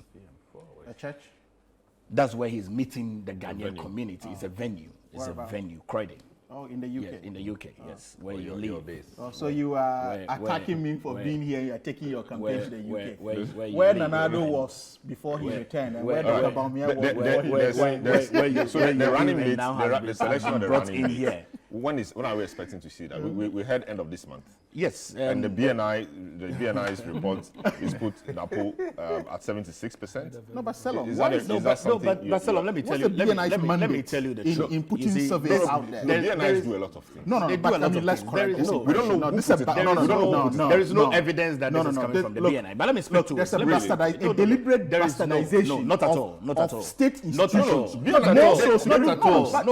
No, Prof, that's not what I'm No, that's not what it is. But don't the visualize security it. intelligence always gathers what did they do on intelligence. Professor Nana again? No, but they won't share it. Do you know the gatherings that I'm not saying they don't do polls. Do you know the information that we always receive? No, I'm talking about the publication. Allow us. Let's not trivialize this. Let's not trivialize this passionate conversation. Let's not trivialize this. We are not trivializing this at all. On the purported leaked BNI document, I cannot confirm that document is from the BNI. But as security spokesperson, no, of course, because no, but as security spokesperson, no, of course, because there is no evidence. There is no evidence that this is from the BNI. When are we expecting the running mate? The running mate is going to be announced very soon. Soon means what? The manifesto is going to be launched. Running mate was supposed to be announced 12 months. But then it's our political party. It's our political party. He has not even been selected. But let me speak to the honorable Nato. Okay, the Dr. Matthew Opoku Prempeh is a great has been so it's a choice. Well, I've stated. It's your choice. No, I have stated that. You see, Dr. Matthew Opoku Prempeh, the MP for Manchia South, has won elections consistently in his constituency. He's done so elections. Bring something to the table. He's the minister who implemented President Nana Dankwa Akufo-Addo's free SHS. So today we have over 1.4 million people who have benefited from it. All right. Worked very hard at the Ministry of Energy. I would wish him the best. I don't have a take and I hope. This is how we conclude today's edition of The Big Issue. My name is Selam Adunu. Thanks so much for doing the listening. So thankful for my team, especially now Hinito and everybody who has been here. Thanks so much. Catch you again soon.